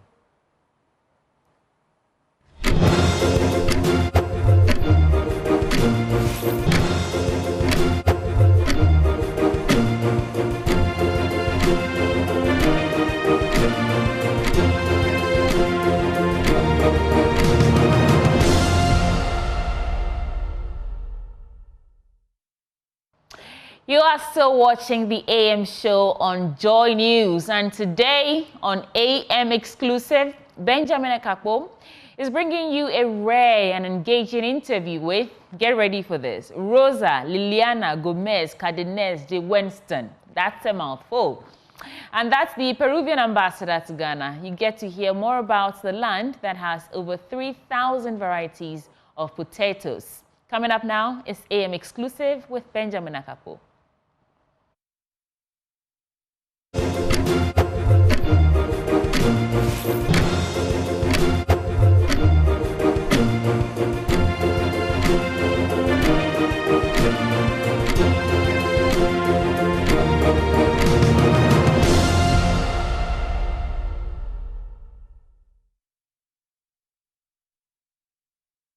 Welcome aboard another installment of AM Exclusive, and today we find ourselves in the residence of the representative of the third largest country in South America. On different fronts, they are known for their cuisine, but I'm not going to be the one telling you about her. I have the representative, the ambassador of Peru to Ghana in the person of, yes, her name is quite a mouthful, but a very interesting name, Rosa Liliana Gomez Cardenas de, let me get that, the final bit. De Weston. Aha, that's it. I did tell you it was a bit of a mouthful, but she joins me today for a conversation right here from her residence. Thank you for joining us. Thank you very much, Benjamin, for allowing me to be in your program. And let's start from your name. There's an interesting story behind your name. Rosa Liliana Gomez Cardenas de Weston. So just break it down for, I'm sure my viewers will be excited about this, this long name. That's my official name in my identity card. Okay. The two first are my Christian names. Rosa Liliana, your Christian Gomez name. is my father's, Cardenas is my mother's, and de Weston is I am married to a gentleman called Mary Weston. Okay. Is this the usual trend in Peru? Yes and no, in the sense that for official documents it is, but on the daily basis we have modernized, and I will be called only Liliana Gomez. Okay. And so henceforth I'm going to call you Liliana in the course of this interview. There will be a lot to talk about when it comes to Peru, but let's start a bit with you. Who is Liliana? Tell us a bit about yourself growing up. I am a career diplomat and a lawyer. I did my studies in Lima, Peru. I was at an international school that allowed me to be with the students of different countries, to learn different languages. The subjects were taught in English and Spanish, but the foreign language were French and Italian. I've been served in the diplomatic service for many years. I was posted in Colombia, Ecuador, and El Salvador, in New Zealand, in Italy, Sweden, Germany, and for the third time here in Ghana, in Africa. Okay, so that's an interesting bit. And I know New Zealand holds a special place in your heart. Is that where you met your husband? Yes, yes, my husband is a New Zealander. I met him there, and we have been together for many decades. Congratulations to you on that. But growing up, did you always want to be this, to be a career diplomat? Is that what you wanted to be? I will say that yes. The sense when I was studying law, after completing the 3 years that will enable me to apply for the diplomatic academy, I entered, and then I joined the Foreign Service. And answering your question, I shall say that it's related with my mother. She used to have an agency of public relations, and she used to work with many embassies that were their clients. So that captures my interest on the work that diplomats did, the reports that they do when they are abroad. And maybe through that, I decided also to follow the diplomatic career. I see. So would you say there was any influence from family, example? Is there anything that you would say also guided you in that angle, apart from the agency? No, I think so, because I have a lot of relationships with that. Yes. Well, interesting. Let's talk about your time here so far. You've been here for what, a year so far? I've been here for more than a year, and I shall say that, how can I explain this? When the Embassy of Peru in Ghana started in 2014, I was the director of Africa in the Ministry of Foreign Affairs.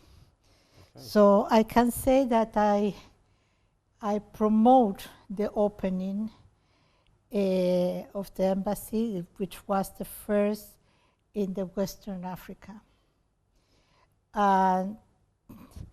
years passed, and then I was appointed as ambassador. And it's interesting because after many years of diplomatic relations with Ghana, recently Peru has decided to elevate the level and to designate an ambassador here, because it was before at the level of only charge d'affaires. And apart from that, I am the first woman ambassador in Africa. I see. So not just in West Africa, in Africa as well.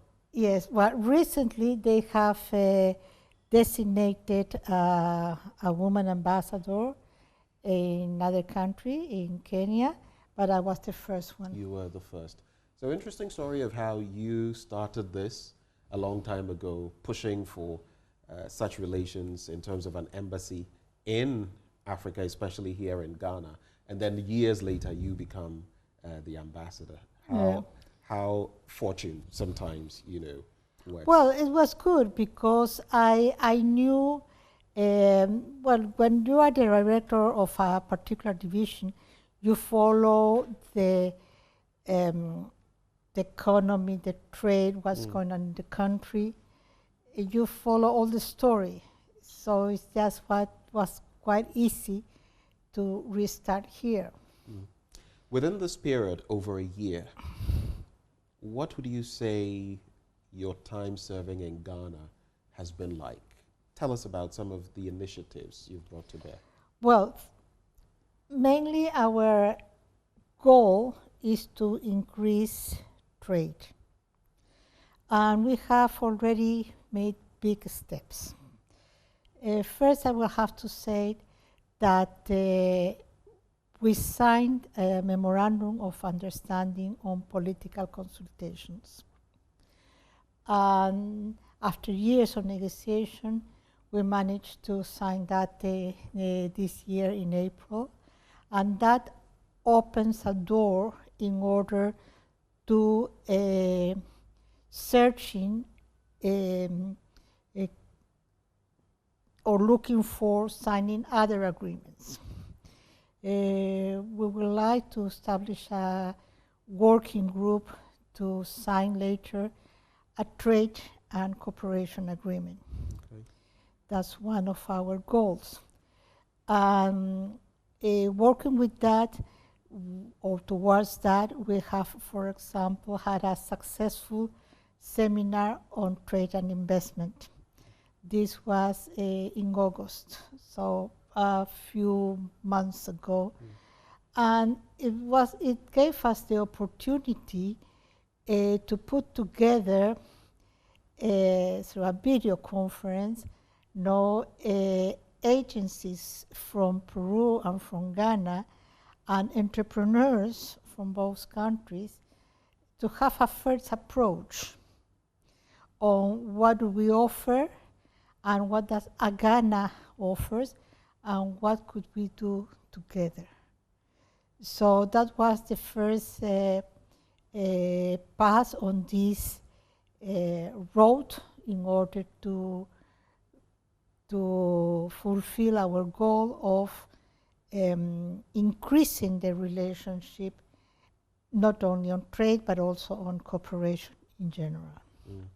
Now, these are general terms, but if you look at what the relationship between Ghana and Peru has been like over these last 10 years, Peru and Ghana is celebrating 10 years. What would you say it has been like? What has been the impact and the mutual benefits that have been gleaned? Well, the thing is that we share common values, and that allows us, for example, to cooperate and coordinate in the multilateral arena to support each other when we want to pass a resolution, for example, in United Nations. Democracy, human rights are common values, our worry about the environment are common values. So we work together in that sense.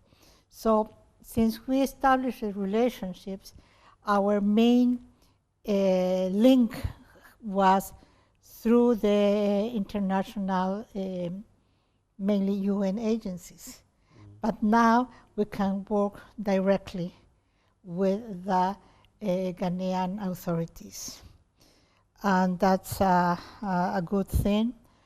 Of course, that it will be great if Ghana could open an embassy in Peru. We could offer them something that is very important, a way to reach the Pacific. And to mention this, I would like to highlight, for example, that in November we are going to inaugurate the mega port of Shanghai.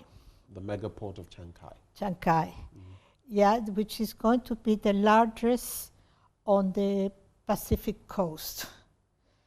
And the inauguration is going to take place among the meeting of APEC, the Asia Pacific Economic Forum that is taking place right now in Peru, where the leaders of APEC from around the world are going to meet there.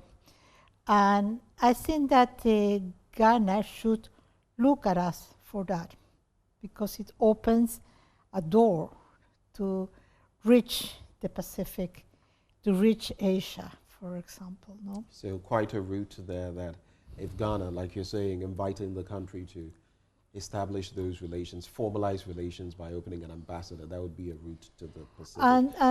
Where in Peru can Shanghai be found? It's very near Lima. Very near the capital? Very near the capital, yes. I see. You were about to make a point?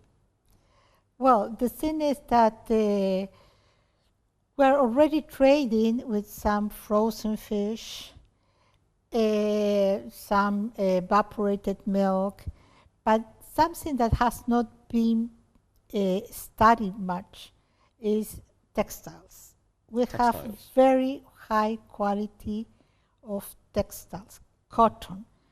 Pima cotton is one of the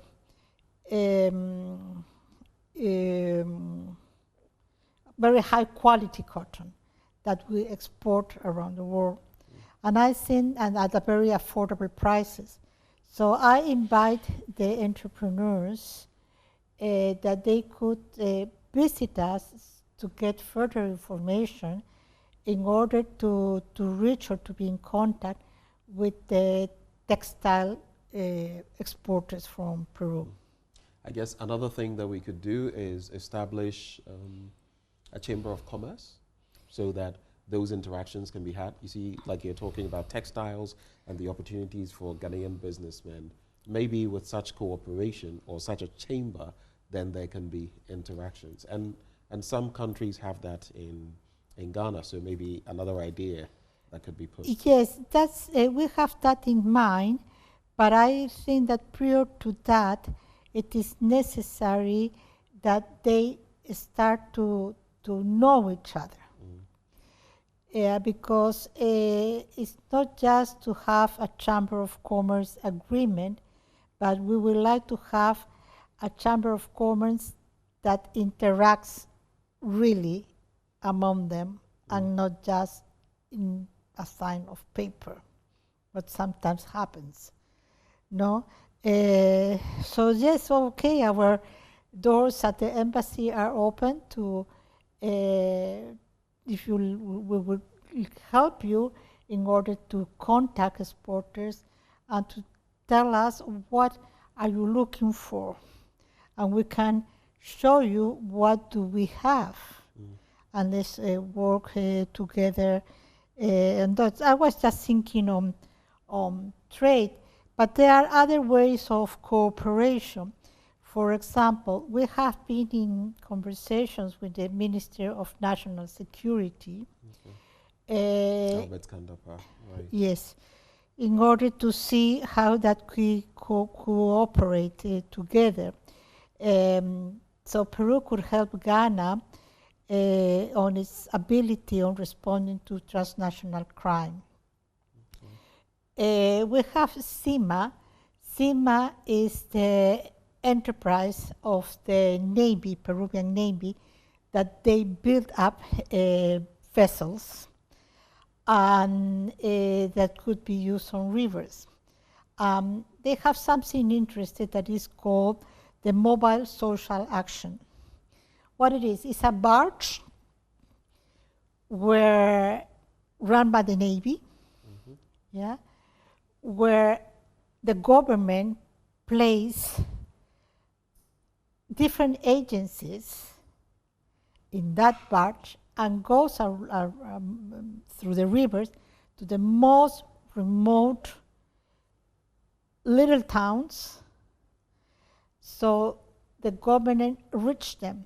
They don't have to go to the city to take out, for example, to register a birth certificate or a death certificate, or to take up the national identity card, which are normally agencies that are on the cities. But through these barges, they go to the small towns that are called not even a town, it's a caserío, a small little, how can I translate caseríos? Just where very few people live among the river. And it's very good because you take the presence of the government agencies to them.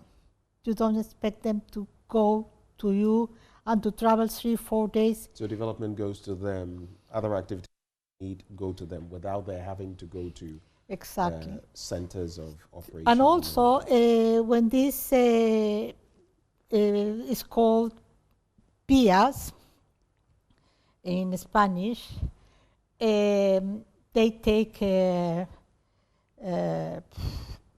doctors, they make health campaigns, dental, of whatever you can think, a small hospital on these barges, together with the entity that registers marriages or birth or death, which is the registration for civil acts, etc. No? So what I see is, in terms of these, we could also take advantage, if there were cooperation along those lines, and bring them here. There are rural areas that are in need of health facilities. Some of them have CHIPS compounds, which are very small. And so these could be, especially for the riverine areas of cooperation where we could have some interactions. But let me just ask you this. Peru, for some Ghanaians, they'll think, okay, South America, we may have heard the name way back when Ghana was playing under 17 and all of that. From time to time would play. What is Peru known for the most globally? Gastronomy. Gastronomy. Okay, so food. Food. I see. Our cuisine has reached top levels international. They'll say its richness comes from two things: our geography, the coast, the highlands, the rainforest, the Amazon. It's the biodiversity of our territory is immense. So that allows us that you have all sorts of products that allow you to be innovative on our cuisine. And then our cuisine has the mixture of our immigrations. For example, Spanish, African, Chinese, Japanese, all mixed together. No, and it's very creative. There is a rank of the best restaurants in the world, and in that rank, 5 or 6 are Peruvians, they being #1 a Peruvian restaurant. And it has positioned it very well around the world. You find excellent Peruvian restaurants in Europe, in Asia, in the States, in the Americas. And I would love to, if an entrepreneur would like to open a restaurant here in Ghana, that I'm sure it's going to be a success. A huge success, maybe. But I guess part of what makes Peru such a gastronomic heavyweight has to do with the Amazon as well. About half your country is taken up by the Amazon forest. Does that add anything to your cuisine? I will say that most is the Pacific Ocean. Okay. We have a large coast, 2,000 kilometers. The fish, the things that the seafood that the Pacific Ocean brings to us are amazing. But the Amazon has also its own traditional meals that are also top level. Okay. So tell me wherever you go, you eat well. And you know, the thing is that since a few decades, I should say, it has been a boom on the gastronomy that has rocketed. And the good thing is now we have rediscovered what was produced and cooked in the little towns in the middle of the highlands of nowhere, where they say nowhere, everywhere. So, and now you can find many products in the big cities that, like maybe 20 years ago, were not found because they were only for a particular region. I see. Another example, we are the home of 4,000 types of potatoes. 4,000? Types of potatoes. What do you do with 4,000 types of potatoes? What do you do with that? A lot of meals. The thing is that it grows at all the levels of sea level, from the very almost on the sea level to the 4,000 meters up the sea level. No? And all of these are different types of potatoes? Different types. And used for different kinds of dishes in Peru? Yes. Well, that's interesting. I actually have had a bite of one of those. Which type of potato did I have? You have well, it was with the white potato here because it's the one that we found here. Okay. Yeah, but normally is prepared with a more yellow potato. I see. Maybe someday I'll end up in Peru, and maybe I'll pay you a visit, and but then you can. You can see the dessert that you try is the maíz morado, is the corn, is purple. Purple corn. And it's not genetically modified, it's purple. Organic. Yeah. Interesting. I saw that for myself. It's maybe something we should give you a look at some point. But then let me ask, since we're talking about culinary elements, gastronomy, which dish, I've heard about, is it ceviche? Which dish is that? Is it, give us a picture of what ceviche is. Yeah. Well, let's see. You actually want to, okay, let's do this.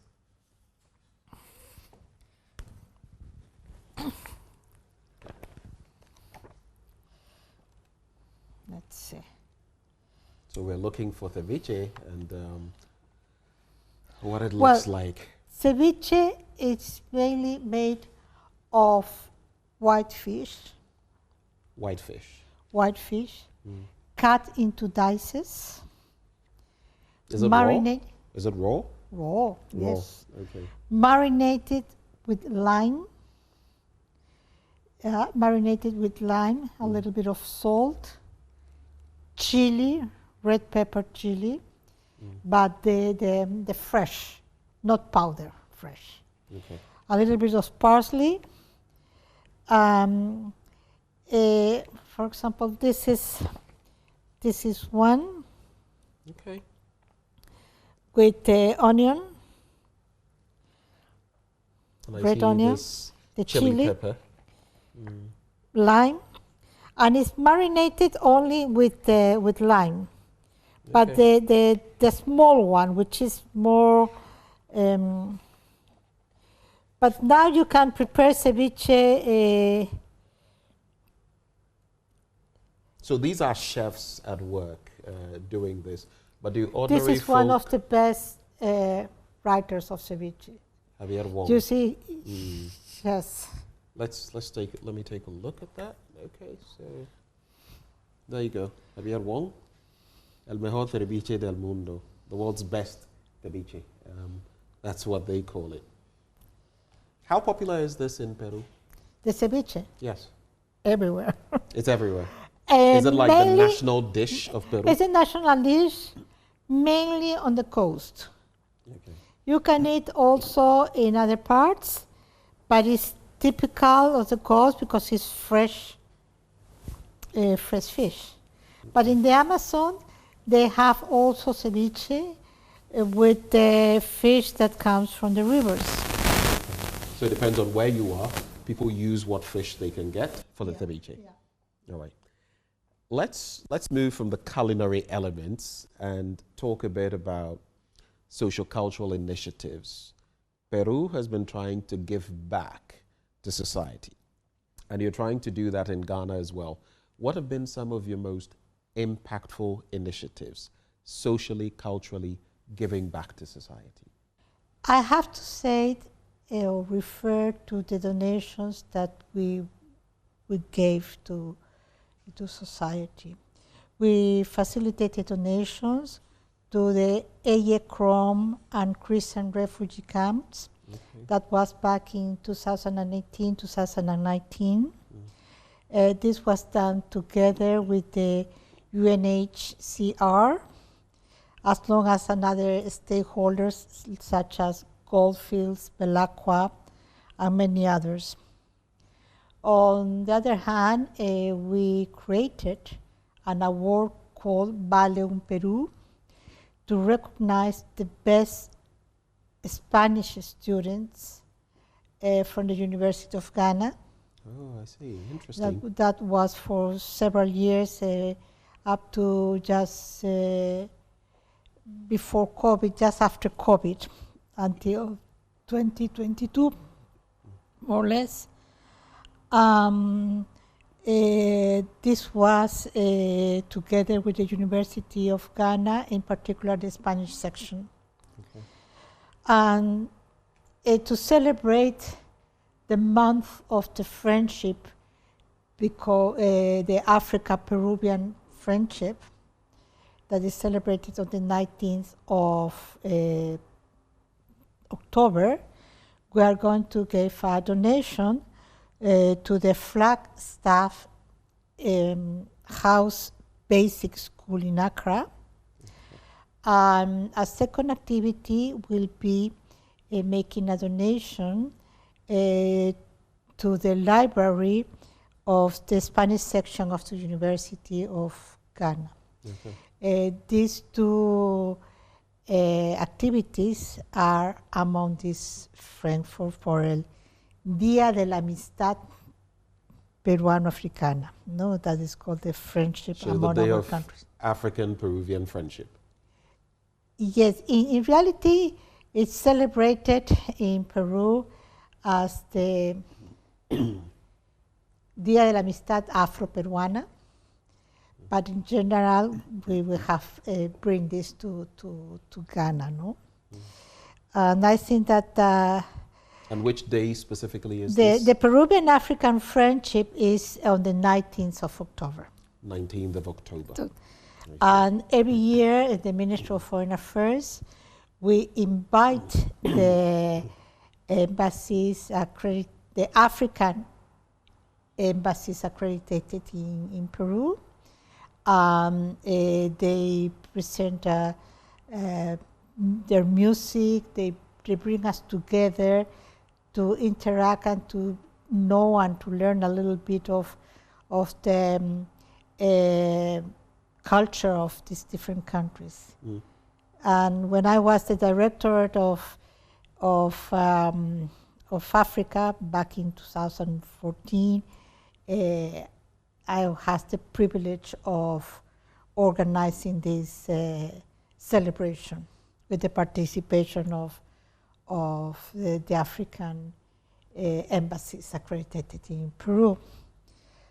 I now want to find out, on the back of this Peruvian-African or African-Peruvian Friendship Day on the 19th of October, if you want to situate it in the context of Ghana, especially looking at the fact that in Peru, you have all sorts of influences, African, Asian, European, among others, and also native Indian in Peru. What would you say this friendship has cultivated in Ghana? I think it's we are trying to let know to the Ghanaian society that we have this day of recognition to the friendship between Peru and Africa. And so we are working on that. But to put you an example, when we celebrate our national, we wanted to show a Peruvian dance. A It was Peruvian called dance. Festejo. Festejo. But when you listen to it, it's a Ghanaian music. It sounds Ghanaian. It sounds Ghanaian. So there was performed by a group of students from the University of Ghana, and that really the people was amazed of the similarities, because I remember that there were some musicians there at the national reception, and he said to me, "This is Ghanaian." And I say, "No, this is Peruvian." And I think that also comes in because we use similar instruments. Yes. You know, Afro instruments, the South American influences. But this, and not all only that. the instruments, The sound. but this the rhythm of these dancers that are the same as when you see a young Ghanaian performance dancing their national, the rhythm is the same. So I should say that that's one important point, because the people were surprised. And so these commonalities all bring us together. Yes, indeed. Indeed. Let's also look at, I mean, while we have such a good relationship, Ghana and Peru, I'm sure there are some challenges, there are some rough edges. What have been some of the challenges, well, especially with you in office? The thing is that the main challenge is that we need to work together to know each other. No, because it seems so far away. Yeah, and well, it's true, geographically we are so far away. And the things that because there is no direct ways to reach Ghana, it's very difficult, the trade, because it becomes very expensive. You have to go all up to Europe and then go down to here. So we're working on that. We're working that the companies and the entrepreneurs, the exporters and the importers from each country, they know each other, they trust each other, because business is a matter of trust. I think that that's very important. No, and the challenge, I will say, is okay. Let's sit together. Let's trust each other, and let's see that it's not so difficult as we think it was.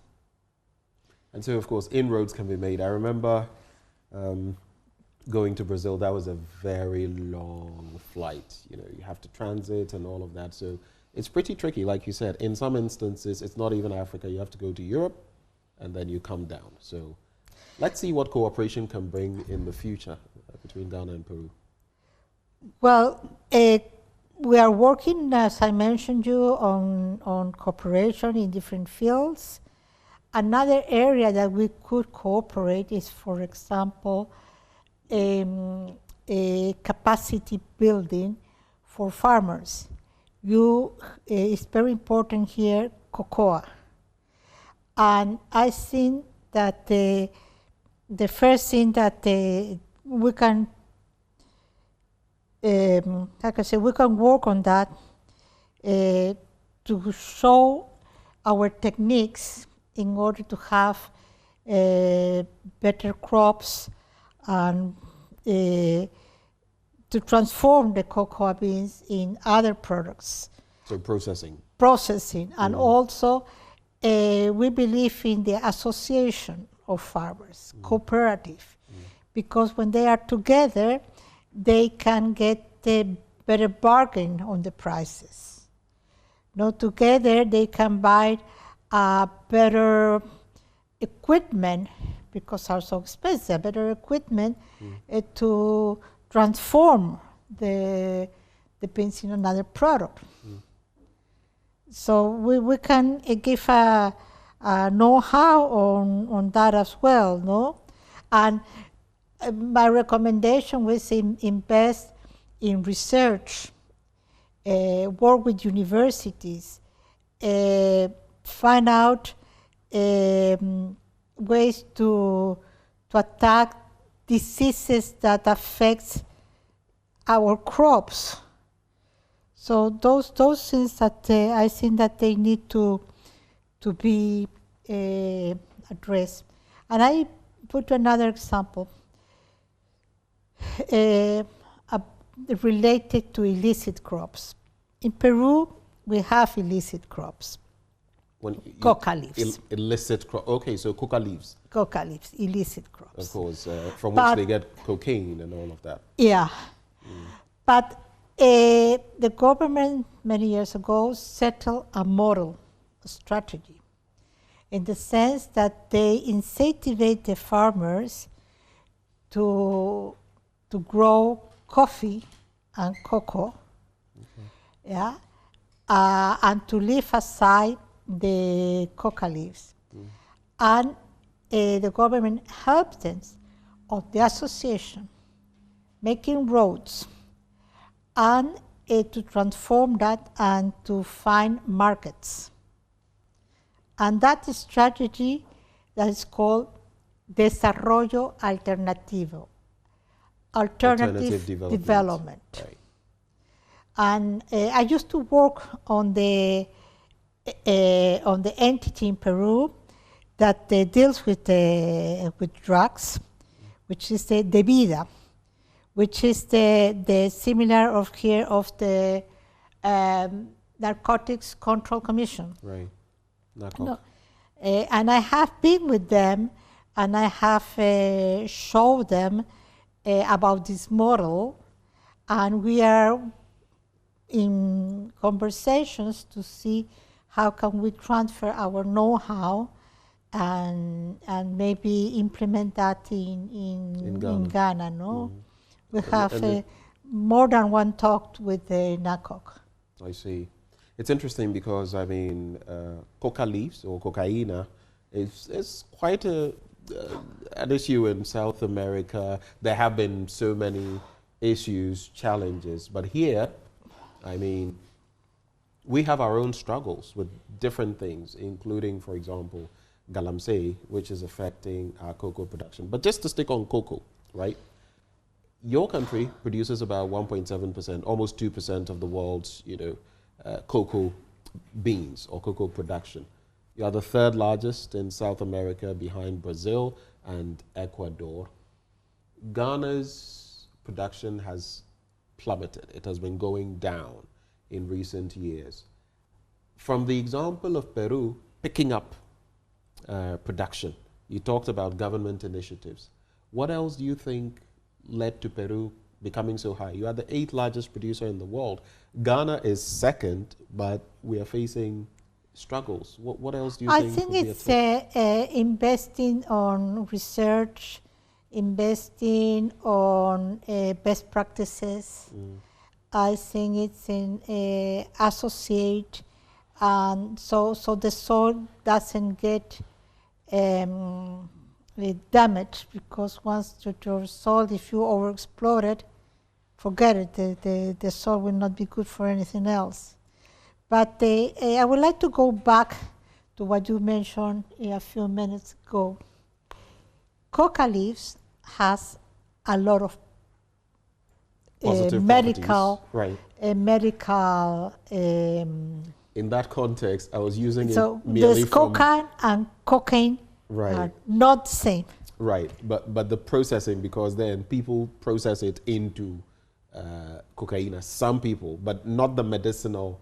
I'm not referring to the medicinal. Yeah, no, use. because when you say cocaine, so I just wanted to differentiate. Okay. Because the cocaine is a chemical process. Indeed. Completely chemical process. The coca leaves, if you are in high altitude in Lima, when you go to Lima and you go to Machu Picchu, it's recommended to take a herbal tea made of coca, because it has a lot of good properties. Anyway, Ghana, just as Peru, is famous for its chocolate. I remember being in Cuba once and how proud I was when I saw chocolate from Ghana, 70% chocolate from Ghana. That made my day that day. I love chocolate. Do you love chocolate too? Of course, I love chocolate. I can be eating chocolate every single day. And one of my favorite is when there are these fountains of chocolate that you could put a little a piece of fruit underneath. And that's my one. Okay, looks like someone has a sweet tooth. Interesting there. What's your favorite thing about Ghana as we get ready to wrap the conversation? Do you have any favorite meals, for example? Favorite dishes? Well, I like jollof. Everybody likes jollof. And there is another one that is we have in Peru the same, that is the beans and rice. Wachi. Wachi. Okay. That's I really like that one too. And I have an anecdote. A few months ago, the Ministry of Foreign Affairs and Regional Integration honored me to be a jury on an international contest of the best jollof. There were 3 countries that were competing. It was a blind contest because we didn't know what dish they were presenting us on, from which country. And I was so proud that the Ghanaian jollof took the first place. Carried the day. Which countries competed? Gambia and Nigeria. So Gambia, Nigeria, and Ghana. Yes. Well, Ghana jollof is pretty good.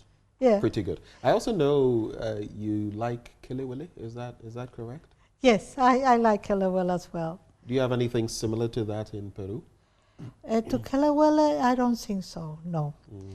But I have to recognize that the Ghanaian food is too spicy for me. Spicy, huh? It's spicy. Everything you put a lot of spicy. So yeah, but I'm getting accustomed to that.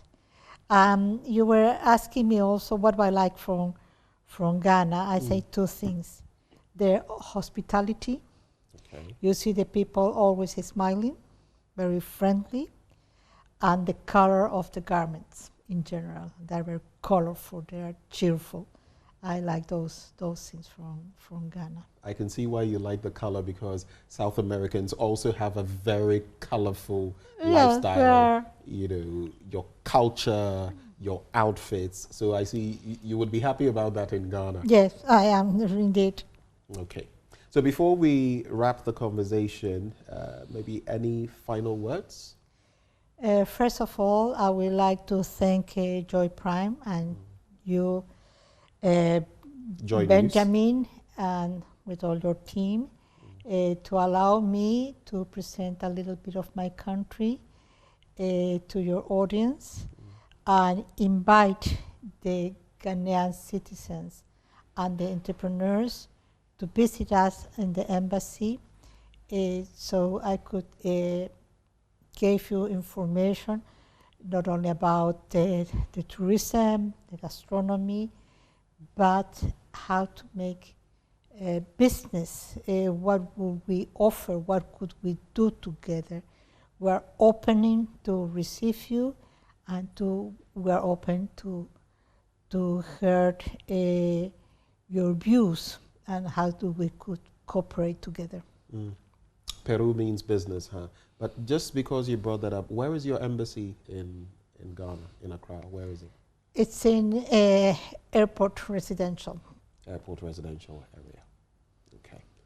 Is there any landmark, or if it's very easy to find. I'm sure anybody could, you know, use Google Maps and find the embassy of Peru in Ghana.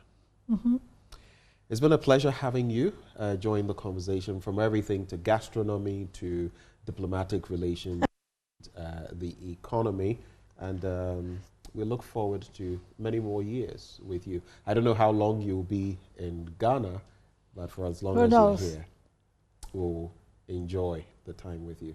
And this has been my conversation, AM exclusive, with Rosa Liliana Gomez Cardenas de Weston. Liliana, for short. She is the Peruvian ambassador to Ghana. And she's been revealing some of the secrets of Peru, well, maybe not so secret, that she wants all of us to latch on to. I've enjoyed this conversation. I hope you have too. Thank you for watching.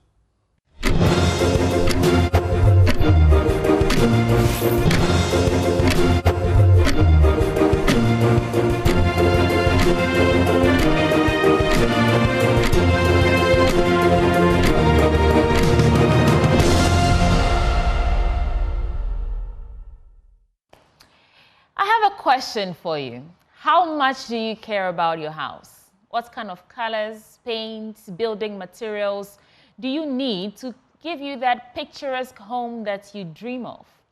In the build-up for the much-anticipated EcoBank Joy News Habitat Fair 2024, this morning we're bringing you platinum information. Joining me in the studio this morning is Mr. John Taylor, and he's the CEO of Homeworld Building Supplies.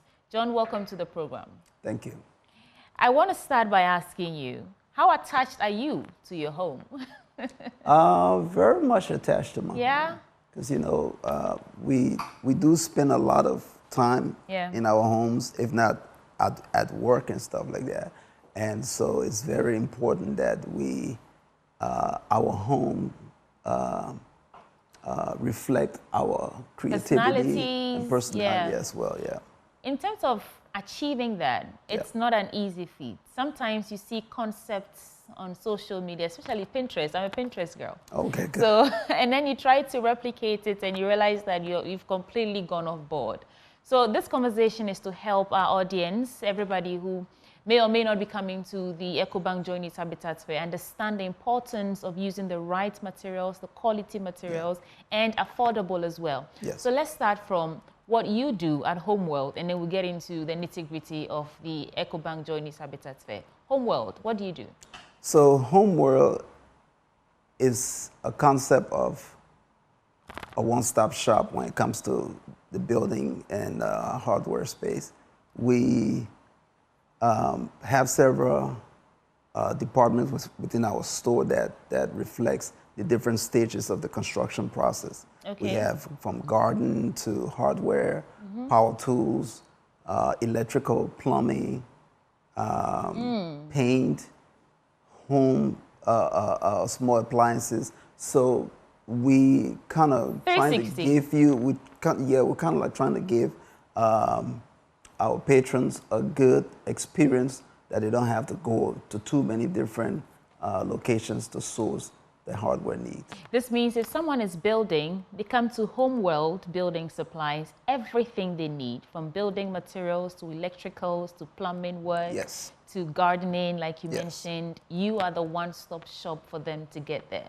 Definitely. So then, what is the most important thing to look out for when you begin your journey to building a home?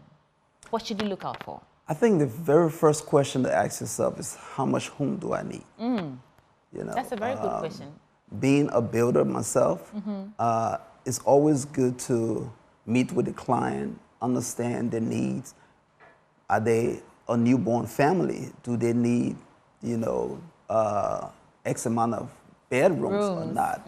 And if they do, the next thing you want to go to, what are their personalities as far as husband, wife, couples, or whatever you, and then understand from what are they trying to accomplish, how long do they plan on being in that home, and what are the primary things that they, you know, cherish the most. And then you start building yourself from there and designing a concept. So how much home do you need?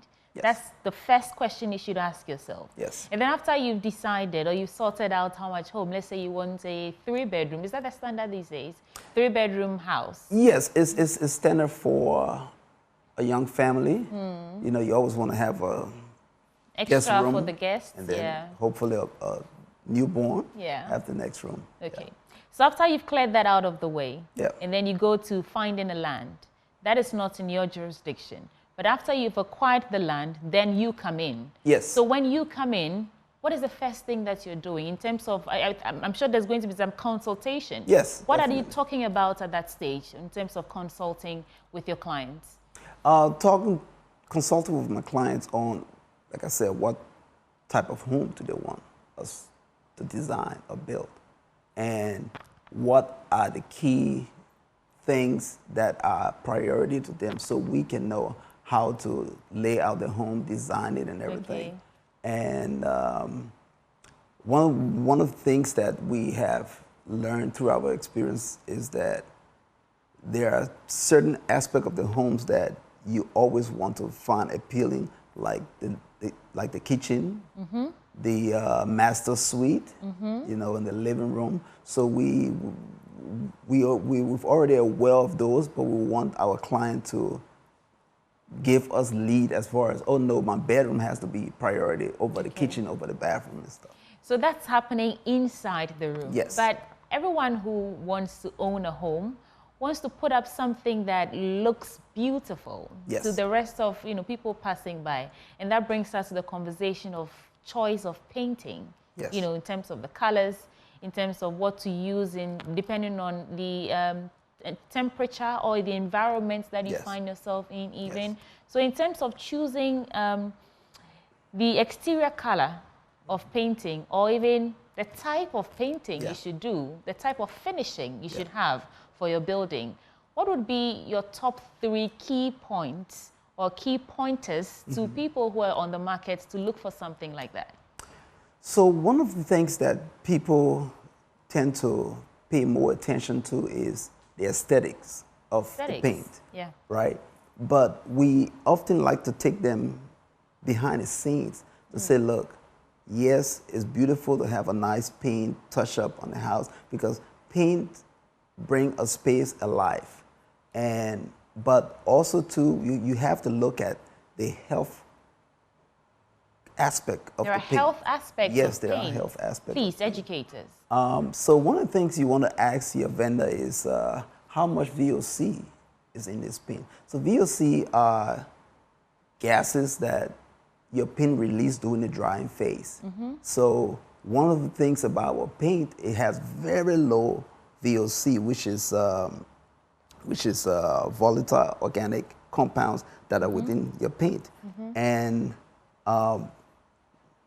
after time being exposed to that for too long, it could be toxic Harmful. to inhale.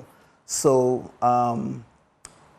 one of the good things about our paint, and we try to tell our patrons, is that one, our paint is certified by the American Allergies Association and Asthma Association. It's also certified by the Master Painters Institute. These are all organizations that test our paint to make sure it's healthier for a family, especially a young family.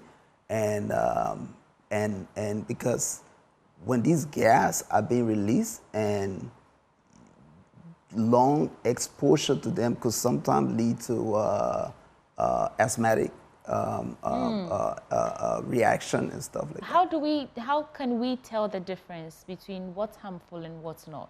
Is there a number that you should look out for in terms of the VOA that you talked about? Is that VOA? VOC. VOC, yeah. So one of the things How do you look out for that? So according to the American Allergy and Asthma Associations and also the Allergy Standard Limited, one of the standards that they recommend is that you should have at least, the minimum should be, or maximum should be 5 grams of VOC. 5 grams. It's what they consider healthy enough for a home.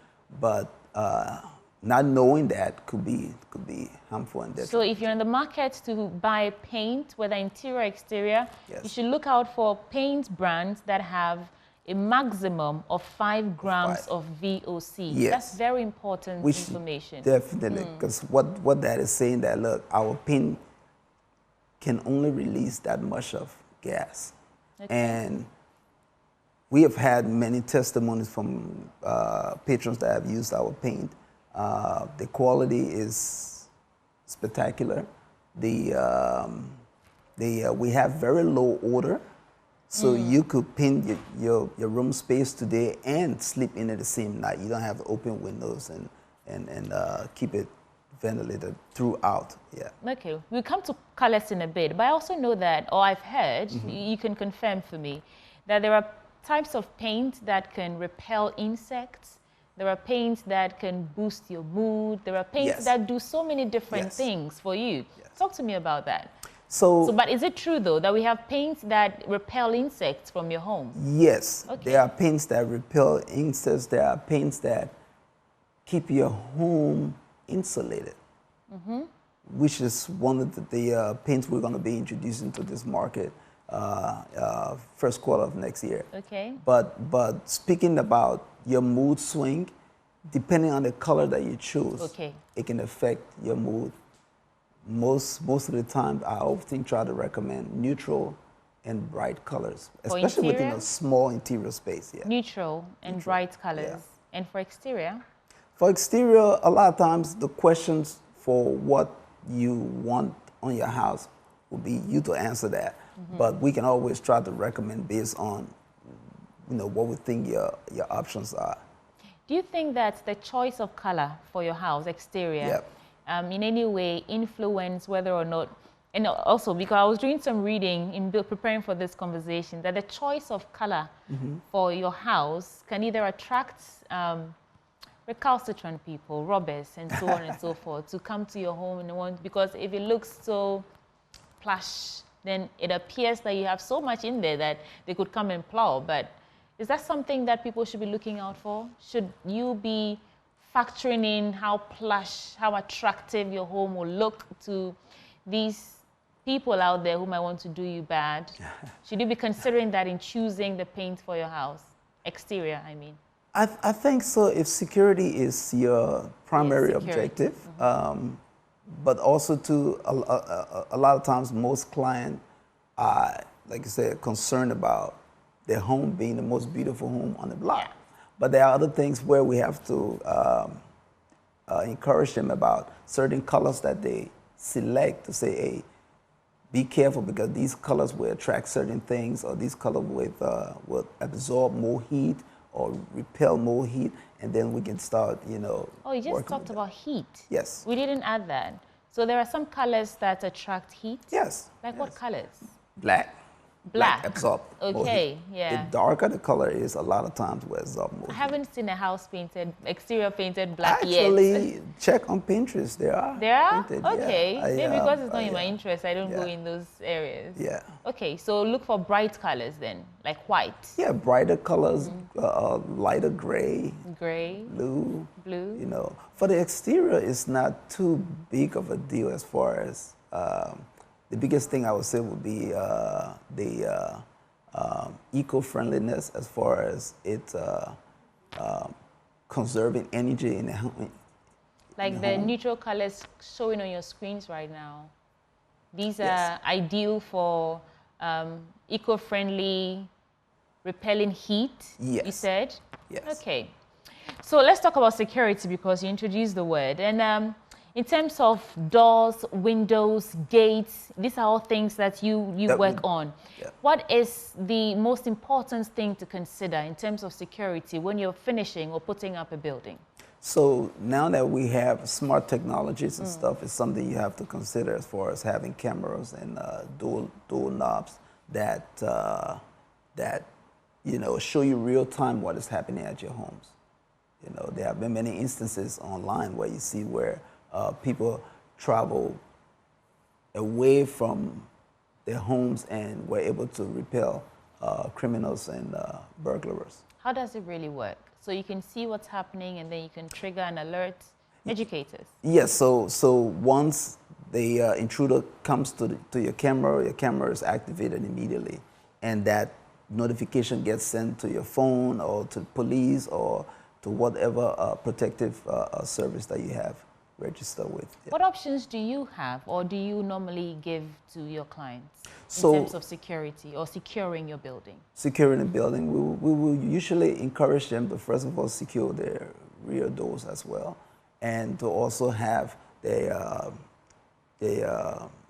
security cameras monitoring all four corners of their homes, and hopefully you don't have any dead spots.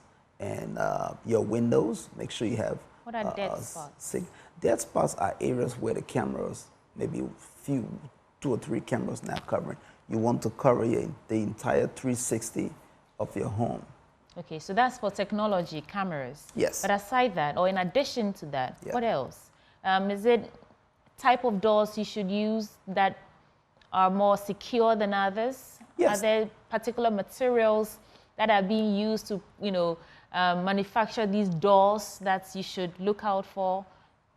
What are those? So one of the type of doors that we carry is you have to make sure the fire rating of your door. Fire? Yeah, fire rating of your door. Okay. Make sure that it's solid. You know, ask your vendor how much does it weigh. You know, what's the security rating of your door. And that also, like I mentioned earlier, speaks to the volume of, you know, fire protection.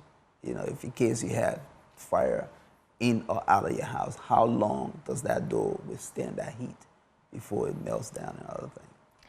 In this economy, everybody's trying to cut costs or cut down costs. What would be your advice in terms of what we like to do as opportunity costs, in terms of securing your home, giving your home that picturesque, aesthetically beautiful outlook and even interior and all that? Yeah. What would be your advice to people on the market right now who want to finish up their building, but they're concerned about cost? A person told me this like this. He said, when it comes to your health, when it comes to your safety, you will have to pay for it one way or the other, either early or late. So you just have to decide. So one of the things I always tell patrons when they come to the store or when they're talking about with paint is that, especially if they are very price sensitive, and I ask them, can you put a price on your health? Yeah, you can't do that. You can't do that, you know, because if you try to cut corners with your health today, down the line, you're going to have to pay for it, and sometimes it'll be even worse. Thank you so much, John. What will be your final word? I've learned two things from you. How much home do you really want? Yes. You know, if you're not thinking of a family right now, you don't need a 3-4 bedroom house and all that. That's a very important question to ask yourself. But what will be your final word to us before we go? A final word would be, especially when you are building your home, as I said earlier, think about your personality, think about what you want to express in your home, and come and talk to us about the choice of pin that you want to use in your home. And we do have an app that you can even use in your home and see how the color is going to look in your home before even buying it. Thank you so much, John Taylor. And I know you'll be there, but just in case someone wants to contact Home World, how do we get in touch with you? You can always get us on Instagram at HomeWorldGH, or our phone number is 020-515-5676. Thank you so much. John Taylor is CEO of Home World Building Supplies. They will be there live at the EcoBank Joineys Habitat Fair from the 31st of October to the 4th of November 2024. You don't want to miss it. Thank you so much for coming. Thank you. Appreciate it. Okay. And there's still a lot coming your way on the AM show. We'll be right back with more.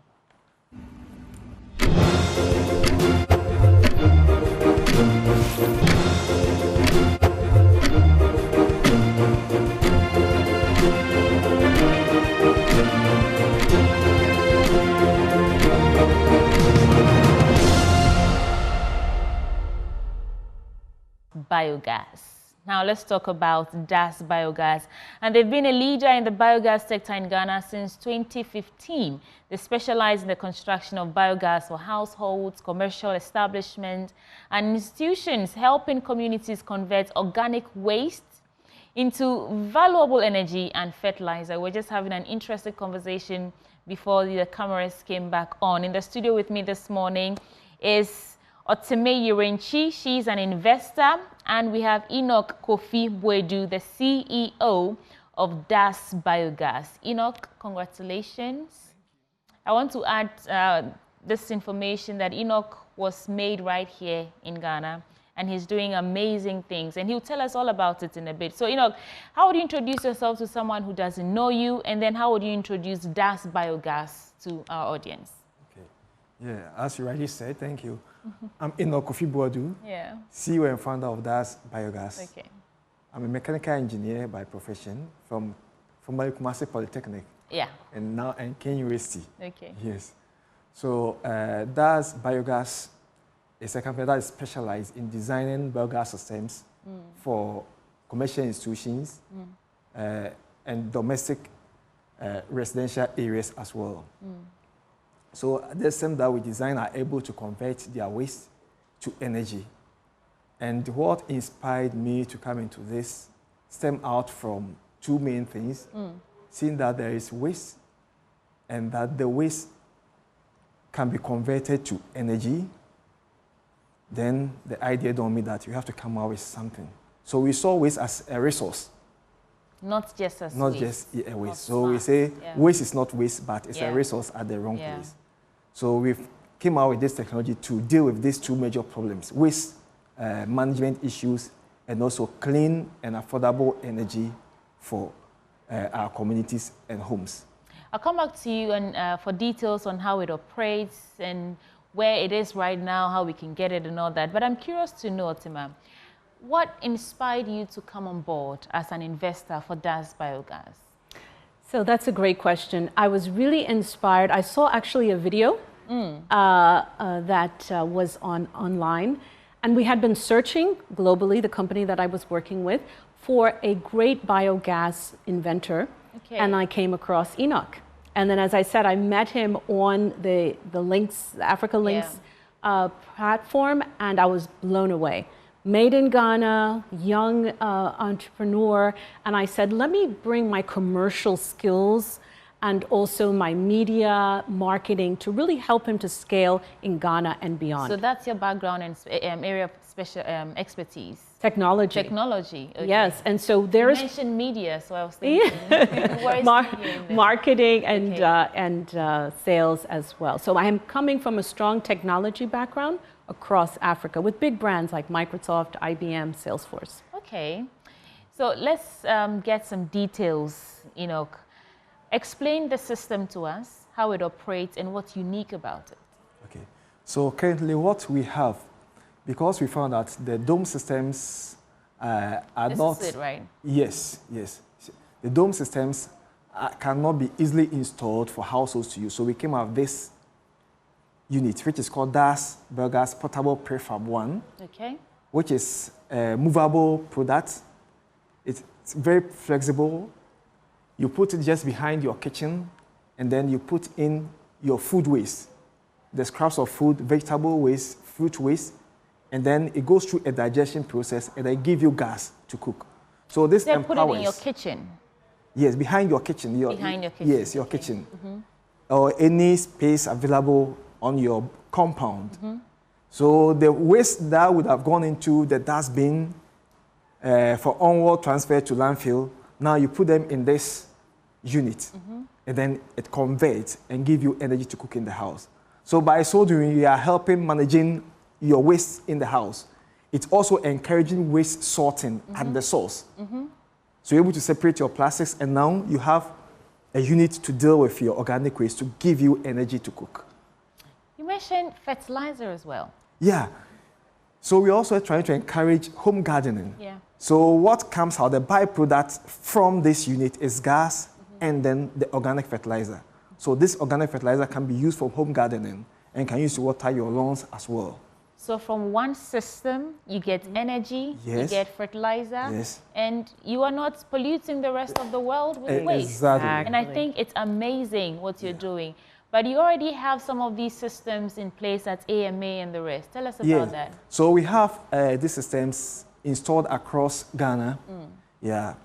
So currently we have one on the AMA premises, which is serving the restaurant as well. So the food waste they generate from the restaurant, that's what they feed into the burgers plant. And we are commissioning this burgers plant tomorrow. Oh. Yes, at 10 a.m. Where?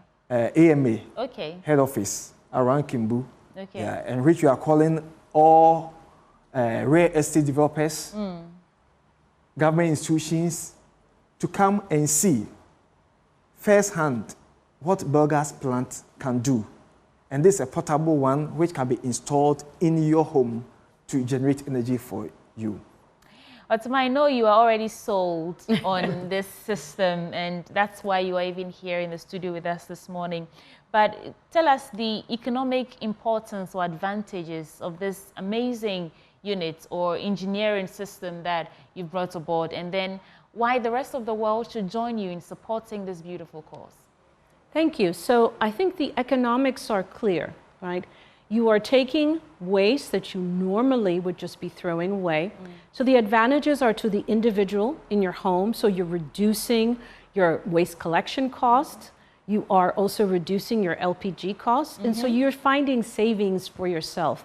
But then when we think more broadly in terms of the city, you think about all the waste. I mean, I was shocked and amazed to find out that 67% of the waste in the landfills in Accra is organic.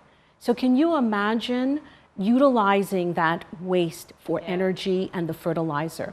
So I'm asking people to have a look at this individual system and also the other systems that Enoch mentioned, because not only is it good for the environment, it's also great for your pocket. Thank you so much. And right before we go, I'll give you 1 minute to speak directly to our audience, Enoch, inviting them to come out, tell them why this is a unique thing that they should not miss. And then if you need support, ask for it. Sure, thank you. So now we are calling on all real estate developers, government agencies to come to AMA tomorrow morning to see for themselves how this unit is able to transform waste to energy. And then we see how we can scale it up across the nation.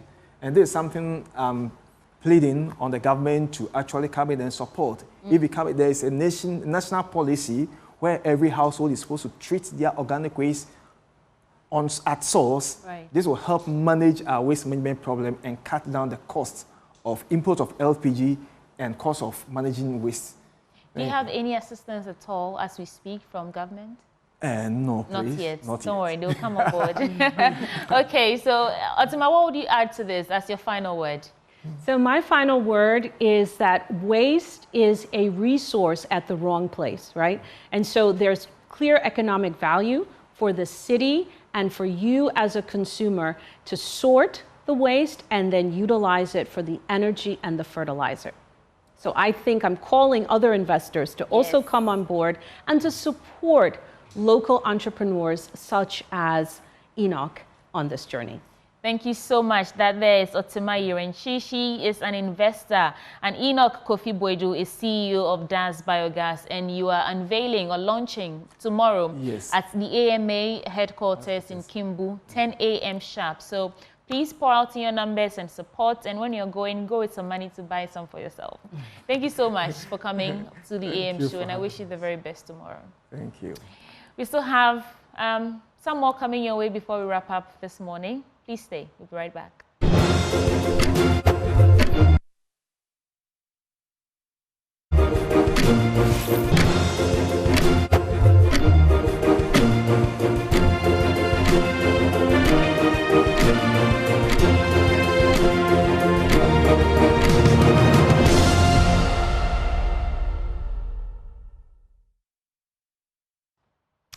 Hey Diamond, that's what we're about to talk about.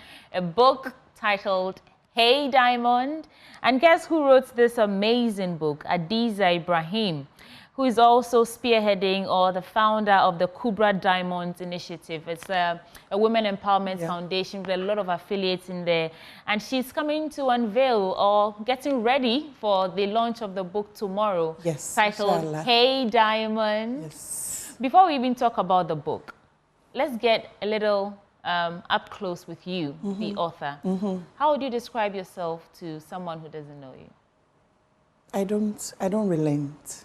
You don't relent? Yes, I'm phenomenal. You're a phenomenal woman. I'm overambitious. Hey. Yes. I like that. I'm a jack of all trades and a master of all. Okay. Yes. What is your most recent trade that you are the jack of? The way I'm able to juggle between running a boutique that I have that takes care of the needy and also running corporate work and also reading law. Yeah. You're currently reading law. Yes, I'm in my final year in school. I see why you say you are overambitious. So let's talk about the book launch. The book is titled Hey Diamond, Becoming an Intentional Young Lady. Now, I don't mean to take the wind out of your sail, but you had me at the word intentional. It's all I preach. I don't think that life will happen by chance. I don't think that your life will magically transform from a poverty-stricken, environment to the international woman you want to be. So what is your interpretation of being an intentional woman? To become focused, to be discerning first of all, because we are surrounded by a lot of things. Sometimes we think that everything is good for us, but if you're discerning enough, you'll be able to choose what is good. So to be discerning first of all, then you have the goal, then you are focused and super determined to achieve. Everything else is a distraction. Yes, it is. And no space for any distraction. So intentionality will not allow you to be distracted. I'm intentional because I'm focused on achieving success. I want to do stuff for young girls and women. I want to go to school and complete and be beautifully called and successfully to the bar. I want to be one of the sought after corporate women in the marketing and media relation field. I want to also be sought after as one of the top girls and women empowerment advocates. And hence, all this is in the book, Hey Diamond. Tell us about the book. What inspired you to write it? You want to know about the book? Maybe we have to leave it I know you will talk about it basically, let me give you a scoop. Basically, becoming an intentional young lady just transitioned from the fact that evidently I am one of the women, in all humility, like I'm one of the women who is always looked up to by the young girls, old, young, and even men. From where I can be identified with, which is the Muslim community, which is the Zango community. And so I moved from doing the advocacy to putting it into a book so that even if I live wherever I am advocating, the young girl, if she finds herself in a state of despair, in a state of dilemma, in a state of confusion, in a state of being pressurized by her peers, she can just go to the book, look at the chapters and pick a chapter that speaks to what she's going through. On that note, tell us the details about the book launch happening tomorrow. It's happening tomorrow at the Accra City Hotel, and it is strictly by invitation at 6 p.m. Okay. Yes. So at 6 p.m. tomorrow, you will be unveiling Hey Diamond, Becoming an International Young Lady. And don't forget, 6 p.m. sharp at Accra City Hotel. To participate, how do we get in touch with you? Okay, so you cannot participate, unfortunately. Oh, okay. But as much as possible, I'm doing well to get my followers, my fans, and my loved ones updated with my social or digital update, but it is strictly by invitation. All right. Yes. Adiza, I wish you the very best. Thank you I hope very that this book will touch many lives as you continue being this over-ambitious woman. We will see you at the top. Thank you very much. All right, and I said I'll come, so I'll come there. Yes, I'll be looking forward to seeing you. All right, Adiza Ibrahim is the founder of the Kubra Diamond Initiative of Foundation. Yes. And she's launching her book tomorrow, Hey Diamond, Becoming an Intentional Young Lady. So please do watch out for her social media platforms to stay updated. Yes, absolutely. All right, thank you so much for coming. Thank you too very much. And that's it for this Belt of Conversation. But you know we cannot leave you without the National Science and Maths Quiz update. We have Jacqueline Ansama-Yeboah standing by to bring us to speed. Jacqueline, take us away. And Maths Quiz. Well, I'm Jacqueline Ansama-Yeboah, and I'm doing this with... Hello, good morning. All right, Adobia, how has the past 3 days been for you? Well, it's been quite interesting. You know, the students have come with some sort of aggression. Everybody wants to progress to the next stage, and I think they're doing very well. It's not easy, so... I know, right? It's not easy. Yeah. But then let's run our audience real quick through yesterday's contest that we had. So the first contest at Meschia's Auditorium yesterday was the one between Ashaman, Agri Memorial, and Ghana Lebanon Islamic Senior High School. Interesting contest. An interesting one. Very interesting. So, you know, Ashaman Senior High School, right. It was, at a point, it was between Ashaman Senior High School and Agri Memorial. Ghana Lebanon Islamic Senior High School is a new school. They put up their best performance yesterday, but unfortunately, they couldn't make it to the 1A stage. So, Agri Memorial left. It was a sad day for them because they were a lot. The students came in their numbers to support. We even spoke to them earlier yesterday. And they led in the first 2 rounds. So I'm sure they were so hopeful that they were already champions. But then things took a very sharp turn. I told you Ashaman. I know, right? But you know, yesterday I realized that most of the contests that we had, at a point, the gaps were kind of closed. So if you just lose guard at the last round, you just it lose, happened at my place. in the quiz. Like the last contest that we had, it was an all Kumasi school contest between KNUST Senior High, Adventist Senior High, and Sewanyako Girls. It was one of my contests, my favorite contest for yesterday. We realized that Adventist Senior High School was leading, but then in the 4th round, KNUST came back with a full swing, answered 3 out of 5 riddles, and they won that contest. So Adventist left with 38 points, with KNUST progressing with 40 points. Tell us about your contest yesterday. Also, yesterday at my place, St. Mary's Boys, Kintampo and Krobo had a clash. And then at a point, Krobo and St. Mary's Boys are really contending with each other. You know, it happened that this person will lead in this round, this person leads in that round. But at the end of the day, St. Mary's Boys defeated both schools. But the probability of Krobo making it to the 1A stage is very high because they were the first runners up. And then the marks with which they were beaten was just 3. So it's possible they'll still make it to the 1/8, and we're looking forward to seeing that. And they've promised that if they make it to the 1/8, they are going to beat their contenders and then proceed further. I see. Also, there was the contest between Seshiyo, so Northern School of Business, and then Ghana's. That's Ghana Senior High School. And in my opinion, I think Ghana's had this one very easy because they led with very high marks from round 1 through to round 5, and then they ended with 49 points, making them the winners. Also, Oyoko Methodist surprised everybody, and they were even the highest scorer, the Pepsodent's highest scorer. I was surprised when I saw this. I was like, so they really? won for themselves. So there you have it. The details and updates of the ongoing National Science and Maths Quiz competition. And that's how we're wrapping up for the AM show this morning. And many thanks to Akosia Kanga for my outfit and Fabric Center for the fabric itself. We are back on your screens tomorrow from 6 a.m. to 10 a.m. But do stay for Joy News Desk with Faustina Safo. Mwah.